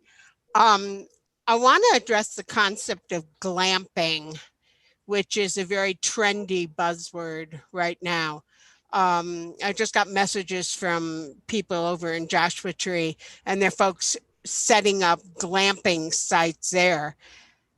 I think that you don't know who your target audience is. It's my belief that glamping and van life are the provinces of a much younger population and a much more hip population. The way you've got this set up, it's kind of a family toy. But the reality is that glamping is you go on Instagram, start checking out Airbnb, and you will see you're not pitching to the right generation. Now, having said that, I'm going to charge you a consulting fee, which I will happily accept whenever you want to pay me. And I will use the money to continue to campaign against this project. It's a naive project. It's disrespectful. Clearly, you don't live here. I want to echo Ms. Benally's statements. If you lived here, you would understand how backdated it is, how insulting, and in many ways, how racist. So I hope the Soups are listening, because that's my opinion. And thank you very much. Hey, Mary, could you provide your address, please? Oh, sure. I'm sorry. 2706 Chishepe Trail, Flagstaff. I'm out in Kachina, but I'm a Flagstaff resident. I'm definitely a county resident. Thanks, Matt. Thank you. Thank you, Mary. Okay, Nancy.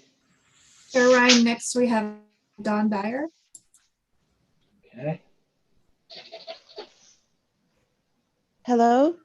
We can hear you, Dawn. Go ahead. Hi, I'm Don Dyer, and I live at 2478 Kachina Trail. And I just want to briefly say that I agree with a lot of the other people who spoke tonight who are against this proposal, and for a lot of reasons that they mentioned. And also, I don't know, like, what you're going to do with the sewage, and the fire plan is not in place, and the cultural archaeological investigations are not complete. And also, you know, it's good that you took out the teepees and the hogans, but you need to take out the wagons. That's very insensitive and disrespectful. And it's also really disrespectful that they're going to be playing with a resource that a lot of people out there don't have. And I just wanted to put in my voice that I think this is a bad project. Thank you. All right, thank you, Dawn. All right. I think you have another two hands up. And I do have another person, Nino. I'm gonna go ahead and allow to talk. If you can just go ahead and unmute. There you go. Hi, good evening, and thank you, Coconino County Board of Supervisors. My name is Tio Shorty. I'm from Ganado, P.O. Box 302. I think, John, you pretty much know your assignment moving forward. I think the first thing you really should pay attention to is the archaeological survey. Address that first, and that will determine if you would be able to move forward with your projects. If there's too much restrictions with the cultural properties, sacred sites, or related to the tribes in the area. I think if you're not addressing those concerns, or if it has too much impact on the development, then I think you can decide if the project's able to move forward. The other thing is there's the sewer concern. I think that probably needs to be addressed, sewer and the water concerns. So appreciate all the comments. Also, the wagons is another big concern that I think you would want to address that. But your plan, there is a need for development or economic development for the area.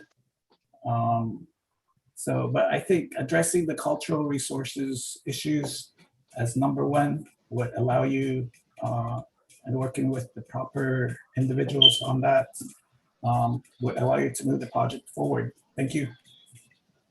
All right, thank you, Tio. Sorry. Chair Ryan, that's the last person we have with their hand raised. If there's anyone else that would like to speak, please use the raise hand function at the bottom of your screen. Okay, I do have Rose Tohi. You want to go ahead and unmute, Rose? Thank you. Welcome, Rose. Thank you, Supervisor or Chair Ryan. Appreciate the time, as well as all the honorable members of the Board of Supervisors. And my name is Rose Tohi. Hi, Tachi Nino da Einchnido, can the Chini Mashes Chin, Ashkanzo, the Chaneldo, Shin, the Suche, what I is done in Schla. I do, I can't see the Schneedo left on a school corner. Hadai Sotzigi, though, and he Zabe, Behada Sotzi, I can't laugh. And I want to just thank all the participants on here that have raised concerns and also voiced their opinions.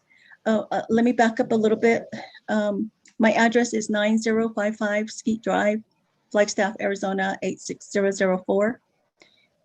I've moved, I'm a resident in the area, a voter in the area, a homeowner in the area, as well as, you know, a child of this area as part of descendant from our ancestors. So what I wanted to just say at first is I agree really and share a sentiment that was shared with Ms. Carmelita Chief, as well as Supervisor Vasquez and Supervisor Begay. I really appreciate their strong stance on the extra protections that are needed regarding this development. And it kind of sounds, with everything that has been said, it kind of sounds that everything has not been thoroughly thought out. There's issues regarding the weather, there's issues regarding waste management, there's issues regarding cultural and plant sensitivity surveys and studies. Those kinds of things are very important for our people in the area. And I also want to bring up the glamping concept. I know that it is taking on across the country, maybe across the globe, I don't know, but it seems that it's something that is pretty popular. But I don't know if it would be here, given the area and given the concerns that were given. I just want to also give a little bit of and I don't know if this development is a part of that national movement regarding glamping. And there's just some things that I found out where in Hawaii, in Kauai, where there was an investment firm that wanted to do a project out there, and it was heavily opposed in that area. And it was in Princeville Resort. And the people there have really gone against this kind of development. And they felt like it was something that was just sneaked by, and they were very concerned about that. And another one is in Zion National Park, where they called it Above Zion Development, where it seemed like the project was always kept under wraps, and it was the people who lived there said that it was a sneaky way that it was done. And they had proposed around 3,000 camping sites, and there was all kinds of things that were not being transparent about. And so they also started a petition where there's 30,000 signatures that were given, in opposition to this type of development, only because there was no transparency on any of the things that were being done. So they were talking about what is the cost to the taxpayers when these things are not really given space to talk about with the residents and with the people in the area. So those are kinds of things that I feel like could be part of this development, where we really have a lot of unanswered things. And there was another thing that I Rose, yeah. I need you to wrap it up. Okay, thank you. And one of the things, the sentiment they said was, it's not about loving the area, it's about the money and the profits. So I just want to put that in there and just make sure that it's not about that, and that we really put the voices of the people above that. Thank you. Appreciate the time. All right. Thank you, Rose. Chair Ryan, next we have Sarah Hunter. Okay. Hello. Hello. Thank you for the time. My name is Sarah Hunter, and I'm at 1347 East Hatcher Drive in Flagstaff, Arizona. And I am not going to take up too much time. I just wanted to point out that there was an article with the Navajo Times, and John, in that article, you had said that you would consider removing the hogans if it would be a game changer, but not the teepees. And considering how set you all are on the teepees, and then having retracted that, thank you for that, by the way, and the hogans as well. It seems like that was a big part of your dream with this development. So all I want to ask with this is where those funds will be reallocated. You had also expressed concern, at least within the article that I'm mentioning, you would express concern with your loyalty to the vendor of the teepees. And so I would like to just ask where those funds will be reallocated, and if that's going to be addressed. And if it was addressed, I apologize if I didn't catch that. I also wanted to say that within this article, you had seemingly referred to the landscape as a 232 acre eyesore. And I have to say, I realize it's a dream of yours, but it is very upsetting to see something like that said about our land. So that's all. Thank you all very much. And yes, thank you. All right. Thank you, Sarah. Okay.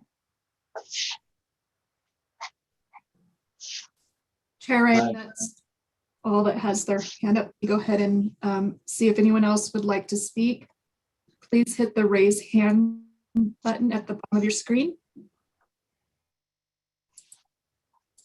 Okay, one last call for public comments. Okay, not seeing any. We'll go ahead and close the public comment portion of the hearing. Okay. And I want to thank everybody for providing input.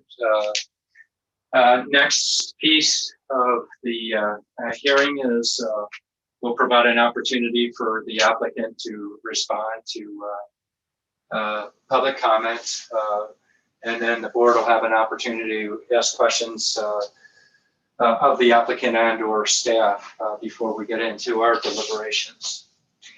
Mr. Gunderson and or Mr. Arno.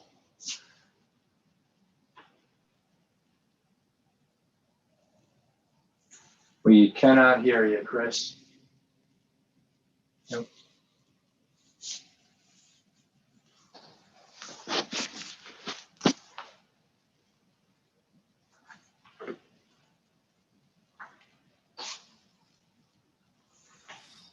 Can you hear me now? Yes, we can. All right. Sorry about that. I had to change systems. Lost battery on my other one. A lot of great comments from the folks in the area. I know all of us on our side are taking it to heart. It's a lot to absorb. I did highlight a few things that people are commenting on. There was a lot of comments about the access. I think I was the one who made the comment about shutting off access to the canyon. That was not intended to be a suggestion that we're going to fence off the canyon some way. We're just trying to keep the general vehicular traffic and the everyday person who wants to drive down in there out of the canyon. So there's no way intending to keep people, especially the folks that are using that area in their the ways they use it to use it. I just want to keep from being destroyed by ATVs and just those, you know, it's just really easy to get into right now. But other than that, I think we're hearing a lot of very good concerns, and there's things that we have talked about as a team about how we handle sewage, how we deal with the water. We know it's a low water area, and we know that we're gonna have to manage trash. It's just not it's not something that's been published as part of our plan, but we know we have to address all those things. So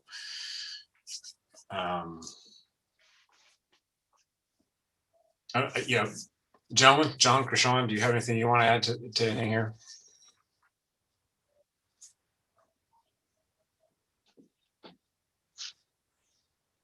We're not hearing that.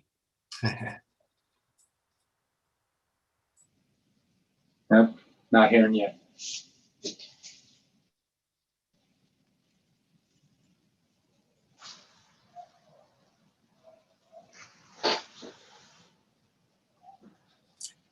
While they're getting set up, I found it very interesting that there's a couple of folks who felt that the development was going to be a front to the Route 66 aspect of it, historical aspect, and where we thought it was being celebrated. And we do have folks who have written us letters saying they're really thrilled about this development. So, hello.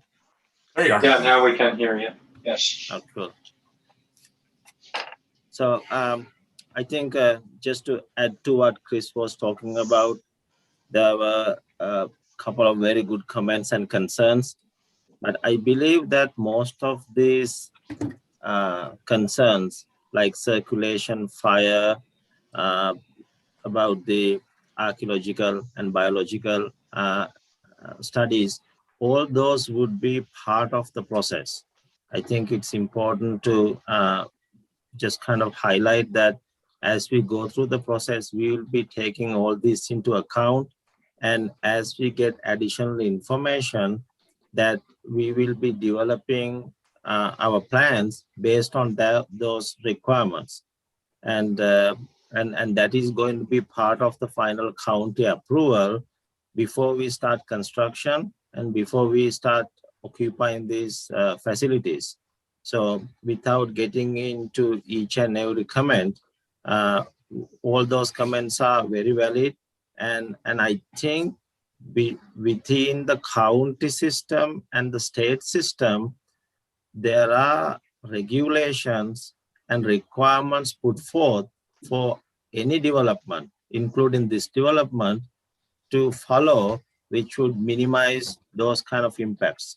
I just want to make a general statement so that way that those kind of concerns would be addressed as we move forward.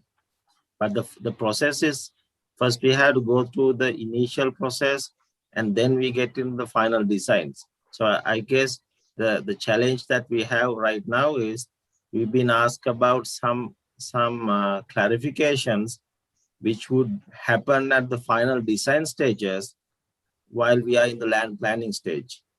And again, I do know I am repeating myself, but I just want to let everyone know that in the process that most of these concerns are going to be addressed.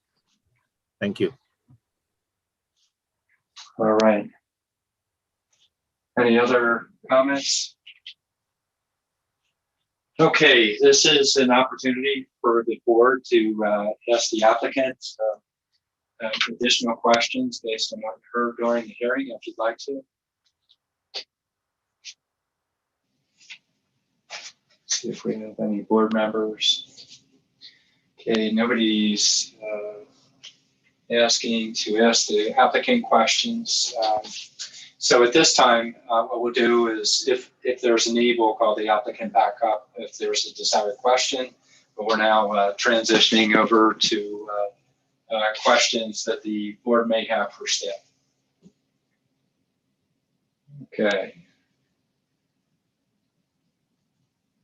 Looking at our board members. Okay, can you guys come up on screen so I can see y'all? All right, fantastic. Okay, nobody has questions of staff or the applicant. So at this time, it's an opportunity to begin discussion associated with it. Starting off conversation related to the application. Supervisor Horstman. Yes, first of all, I want to thank the community for their input, especially the Dene and Indigenous voices that have presented their comments and their concerns. I also want to appreciate those that sent us the emails, and you need to be aware that your board have reviewed every single one of those, including the petition that came to us late. The way that I look at it as a member of the Board of Supervisors, there's really two ways to go here. One is that we can extend with a very detailed conditions and expectations of what the board wants, because the plan as presented does not meet the 3 findings needed for a zoning change. Or we can deny based on the fact that the plans submitted have failed to meet the 3 findings necessary for a zoning change.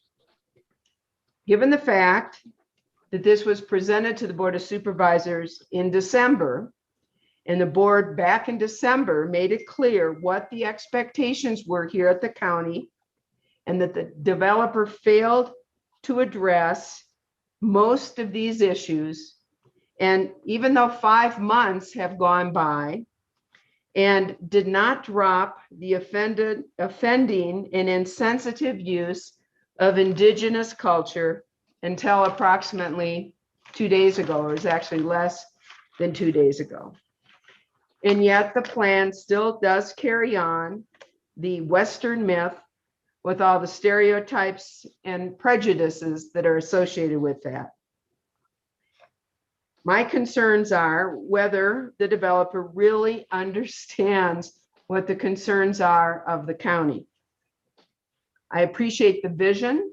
I appreciate the economic development that this developer believes he is bringing here, but the lack of specificity and the failure to address the 3 necessary findings for a zoning change mean that I am inclined to vote against the zoning request from a G to a resort commercial. My findings are as follows, Mr. Chair. Number 1, is the change consistent with the goals, objectives, and policies of the comprehensive plan and of the zoning ordinance? I do not believe it meets the commercial character under policy 14. And that is, it fails to meet an understanding of tribal culture and sacred sites. It also fails to take into effect that this is a traditional plant collection area. It also does not meet the comprehensive plan under public safety policy 13. It's failed to address adequate fire protection and appropriate fire management. Number 2, the change not be detrimental to the public health, safety, comfort, convenience, and welfare. And really, this to me is the area of that and the cultural part that we have addressed is of greatest concern to me.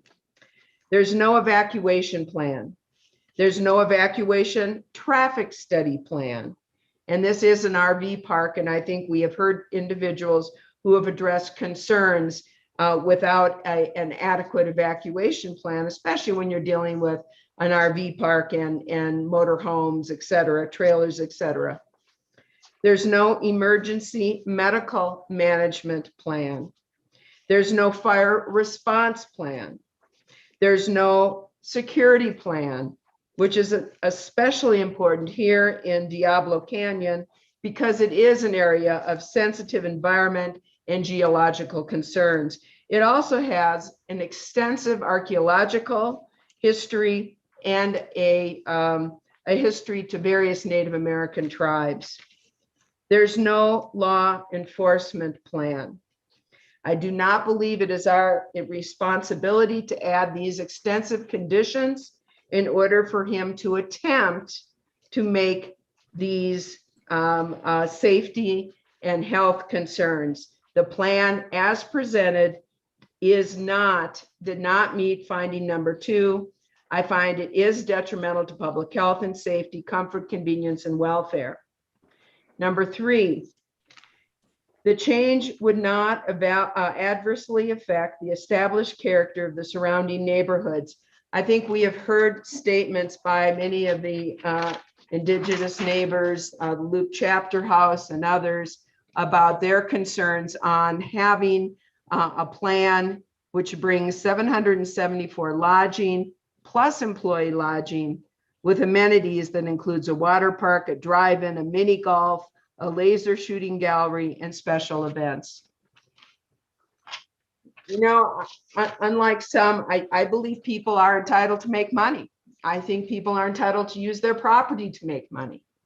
But when people come before the Board of Supervisors and ask for special treatment on a zoning that's already zoned right now for 10-acre minimum parcels, then they and we have a responsibility to show that there is a public benefit and a public purpose for this change.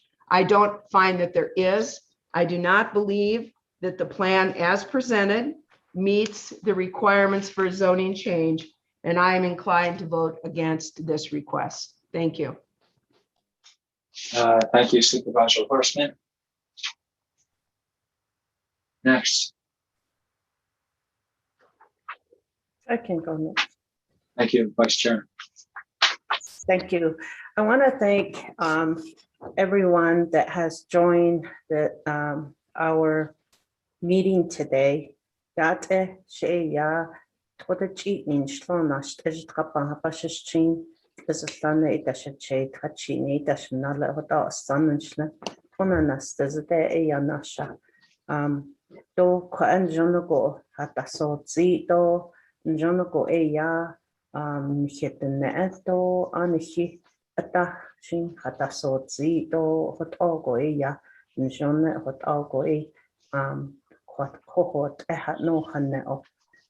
want to thank everyone for expressing their opinions, to be able to come here and talk to the board and talk to let us know what your opinions are, and really protecting our people and our land. So I want to encourage everyone to continue to provide your opinion. This comprehensive plan that we are referring to is done every 10 years. We've been improving it and rewriting the comprehensive plan every 10 years. I was involved in this last one, really made a lot of changes and made sure that these language that we are referring to was edited and made sure it was became part of the comprehensive plan. It's going to be reopened again. The Flagstaff Regional Plan is going to be rewritten. We're already in the process of talking about how we're going to do that. I really encourage everyone to be involved in those plans when they're going to be rewritten. And that way, when we make policies, this is what we base our policy decisions. A lot of it is on this. So back to these findings. I too am really struggling with the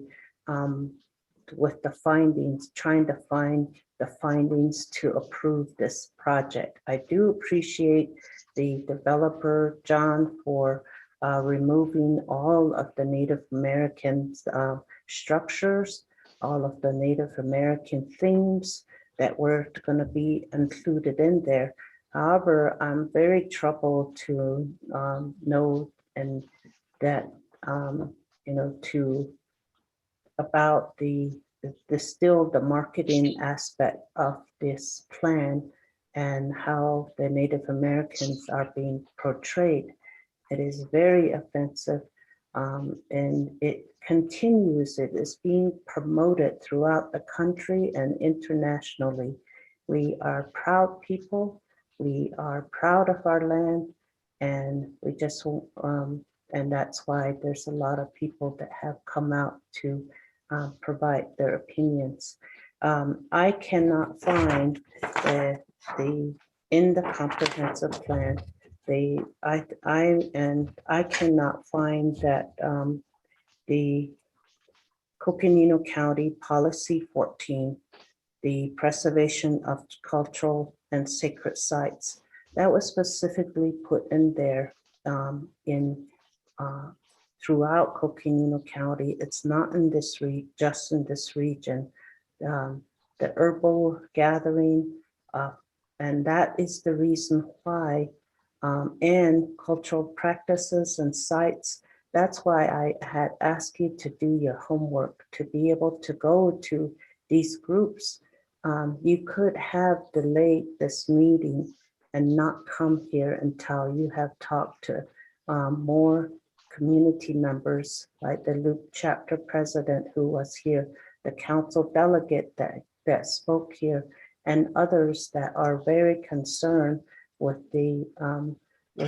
that could have advised you. Now, I cannot find that this was addressed. There's still more concerns that are here. If we were to approve this, we would have a lot of conditions on that we would have to add to be able to approve it. I think there's a lot more that has to be done in this area. I am still concerned about the change and not to be detrimental to public health. That's why I was asking you how much of the 246 acres are actually going to be have structures on there. How many people will be there? What's the evacuation plan? And everything that Supervisor Horseman has brought up, those are concerns. We have to be concerned about the public safety of these individuals that will be there. And so I cannot see how we can approve this without the knowing who is going to be providing that public health aspect of that. So I think that is a very troublesome area to be, that we need to make sure that we have more information. Usually a traffic study is done. Usually the routes of the evacuations are usually there. So that's why I was asking about that. There are buildings that are that I think that I'll just leave it at that.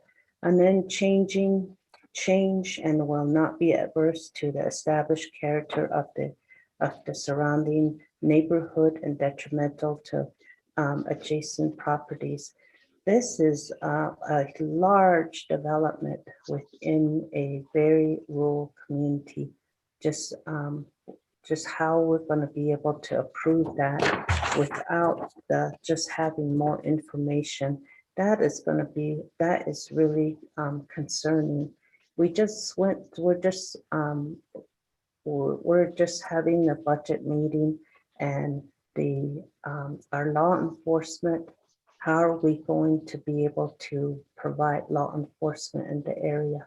How is that going to be handled? How is the emergency response? How is that going to be? And those are questions that I still have. I'm still, you know, economic development is very, it's needed. I think that you are, you have provided that, and that's your vision, but there are more to a development than just what was presented.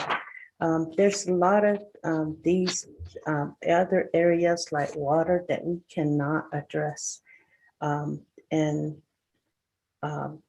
we can, you know, if we can bring those, these concerns out. And so I think that we have to really be careful with approving a project that is still is not ready yet for us to approve.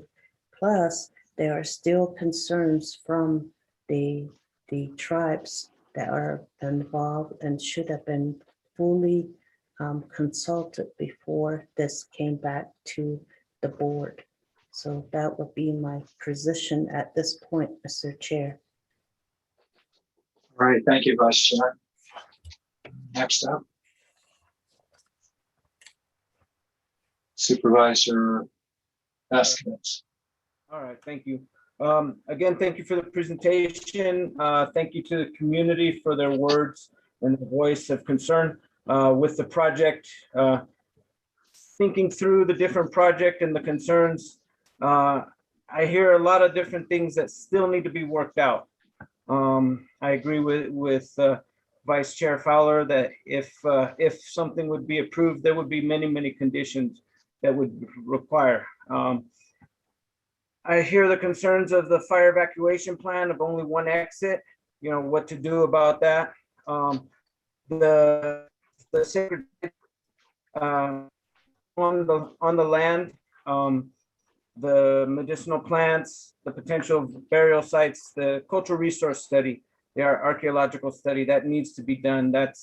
And you may find that you may not be able to develop there because of those ecological footprints and historical footprints. It did concern me about the access of Route 66 for the public and the removal of the historical buildings. And so, yeah, I agree with my colleagues. There's still a lot that needs to be vetted out. And so at this time, I could not vote for an approval of the zone change. Thank you. Supervisor Begay. Ja, anede derse ado tolchini enshli do tsedeshkijin bashchin ashi dashe do trachin dashnal ko he ko de ya hata sotzido ashint a ekon anhat anleniki ayo ado behazan dan hano e yani dato nit anlesli ko ebenin na e di whatsapp bah da e ado the policy no a comprehensive plan policy no a yilthanle she kwage yashit do hot ego case. But I just want to say that thank you everyone for coming on our Zoom meeting this evening. Your voices and your concerns are well taken, and that we are here to discuss the fate of the Two Guns development here. And I want to thank John and his crew also, for being here and addressing some of the issues that was brought before as far as the TPs and the Hogans. And it is true that, there's a lot of things, a lot of areas that we can only find like medicine for ceremonial purposes and also for traditional cultural practices and it's for ceremonies. And there's a lot of, and which is the reason why I'm really kind of standing that, I don't think, I don't want to put my tribe in a situation where they can't have access to these as far as I can remember, that collecting herbs and using for ceremonial purposes is very, very, very important and very critical to our tribe. And so not to mention the archaeological studies that were done, that's not done yet. There are possible burial sites that I had mentioned earlier. And so with all due respect, you know, I feel that, and personally, I cannot approve knowing that, you know, that's part of my upbringing, and that, you know, I have a lot of respect for my people and the health practitioners, and also the medicine men that are out there. And so I just want to say thank you for your comments. And again, the county supports the preservation of tribal cultural sacred sites, ancient cultural sites, traditional cultural areas, and recognizes these resources, including plant and collection areas, as assets to our shared cultural heritage and history. So I just want to say thank you so much. And I agree with everything that the other board members, two board members, 1, 2, 3 board members, their comments that they made is so is something that I really cherish, and I want to thank them for thinking in those terms, you know, because we are here, your voices were heard, and that, you know, you put us in these positions to listen, and that's what we're about. So and nonetheless, you know, I personally oppose this to approve this document at this time. So I just want to share that. I don't want to reiterate everything that has been brought up by other board members, but I do care, and I do want to make sure that, you know, for the sake of time, that I just go ahead and forego those. Thank you. All right, thank you, Supervisor Begay. And so first and foremost, very long night for everybody, but really appreciate the opportunity to hear from everybody. I too cannot make the findings, and one of the biggest pieces in my decision is the inconsistency with the goals and objectives and policies of the comprehensive plan. Those, as well as the change, will not adversely affect the established character of the surrounding neighborhood, nor be detrimental to adjacent properties. And a lot of the reasons were expressed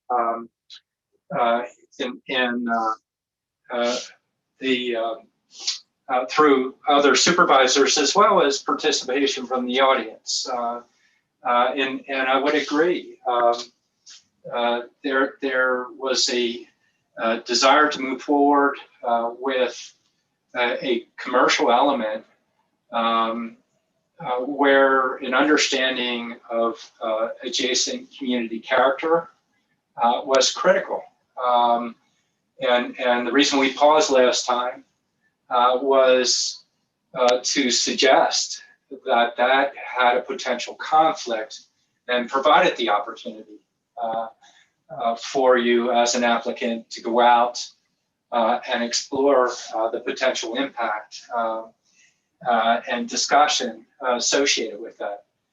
You were advised, and yet there was a desire to retain a pursuit of marketing elements that were in conflict with the surrounding character and of adjacent neighborhoods, as well as the desire to celebrate our communities and respect our communities. They are elements of our comprehensive plan. We are being asked for a rezoning. Currently, it's a 10-acre zoning. Even prior to even having to make findings, you have a higher threshold to meet to show why we would consider a modification of zoning. And running into these conflicts with the comprehensive plan of the character, community elements that are so very sensitive they were critical pieces. There was a potential to go out and do an archaeological survey. Granted, you don't own the land right now. You're coming in as an applicant, but you have the permit with the landholder to do that. And we've seen it done by other applicants where they've gone and done an initial survey. Often there's a delay to wait for conditions. And I'm having more difficulty in making the findings associated with public health and safety because we do have rural zones where we've granted modifications of zoning, but doing your due diligence, listening to concerns, provided the opportunity as an applicant to explore these areas, and particularly the archaeological survey potential, mitigation potential, conservation potential, and also the opportunity to understand that through your chance to go out, reach out to our different Native American communities, get an understanding of how to approach it, what would be the appropriate process to use associated with that. So the other piece, for the sake of discussion, just to point it out there, this is private property, and there are elements that we do not have the authority to put on private property. Understanding that we can't apply all standards that you see that are federal standards associated with private property. But there's a reason why we do a comprehensive plan to measure the values of our community and to place them in our comprehensive plan so that as proposals come forward, as applications for modification of use of land occurs, there's consideration of the value components that our community has, and that's what is written in our comprehensive plan. The glamping element, we suggested very early on in the last hearing that you're kind of off target, and one of our, a couple, but one in particular of the public had noted, if you're paying attention to the glamping industry, it could be modified. You could have used different elements associated with it. The economic piece, that component supported in the comprehensive plan. The opportunity to go ahead and make a proposal, but you still have to meet the higher threshold of looking at our comprehensive plan, so the goals and objectives associated with it, understanding the values that are within it, as well as looking at the potential adverse effect on the established character of the surrounding communities. So I cannot make the findings myself. At this point, what I'd ask, it is in Supervisor Begay's district. This is new to the process. I would suggest that maybe Supervisor Horstman. I'd like to make a motion. Okay, go ahead, Supervisor Begay. I'd like to make a motion. Thank you all for participating. Everybody that's still on the line, thank you and good evening. I make a motion that we deny a zone change from G zone to RC zone and the proposed master development plan for parcel 406-62-01A located at the Two Guns in intersection change on Interstate 40 as the request for a zone change fails to meet the 3 findings for the change. The plan is not consistent with the goals, objectives, and policies of the comprehensive plan in this ordinance. The change will be detrimental to the public health, safety, comfort, and convenience and welfare, and the change will adversely affect established character of the surrounding neighborhood and detrimental to the adjacent properties, all set forth by the supervisors here this evening, and I'll set forth in the record. All right, I have a motion. I need a second. Second. I have a second by Vice Chair Fowler. And I just wanted to second it. She can say. yeah, I was going to let you anyway, Patrice. I was waiting for Supervisor Fallon to come in on this. But to see, actually, in respect to the applicants, you know, it's a lot of effort that you put forward. However, you can see that we take very seriously our comprehensive plan. As noted by the discussion, it was captured in each of the supervisors' discussion, the various findings, dependent upon each supervisor, the findings that they were referring to.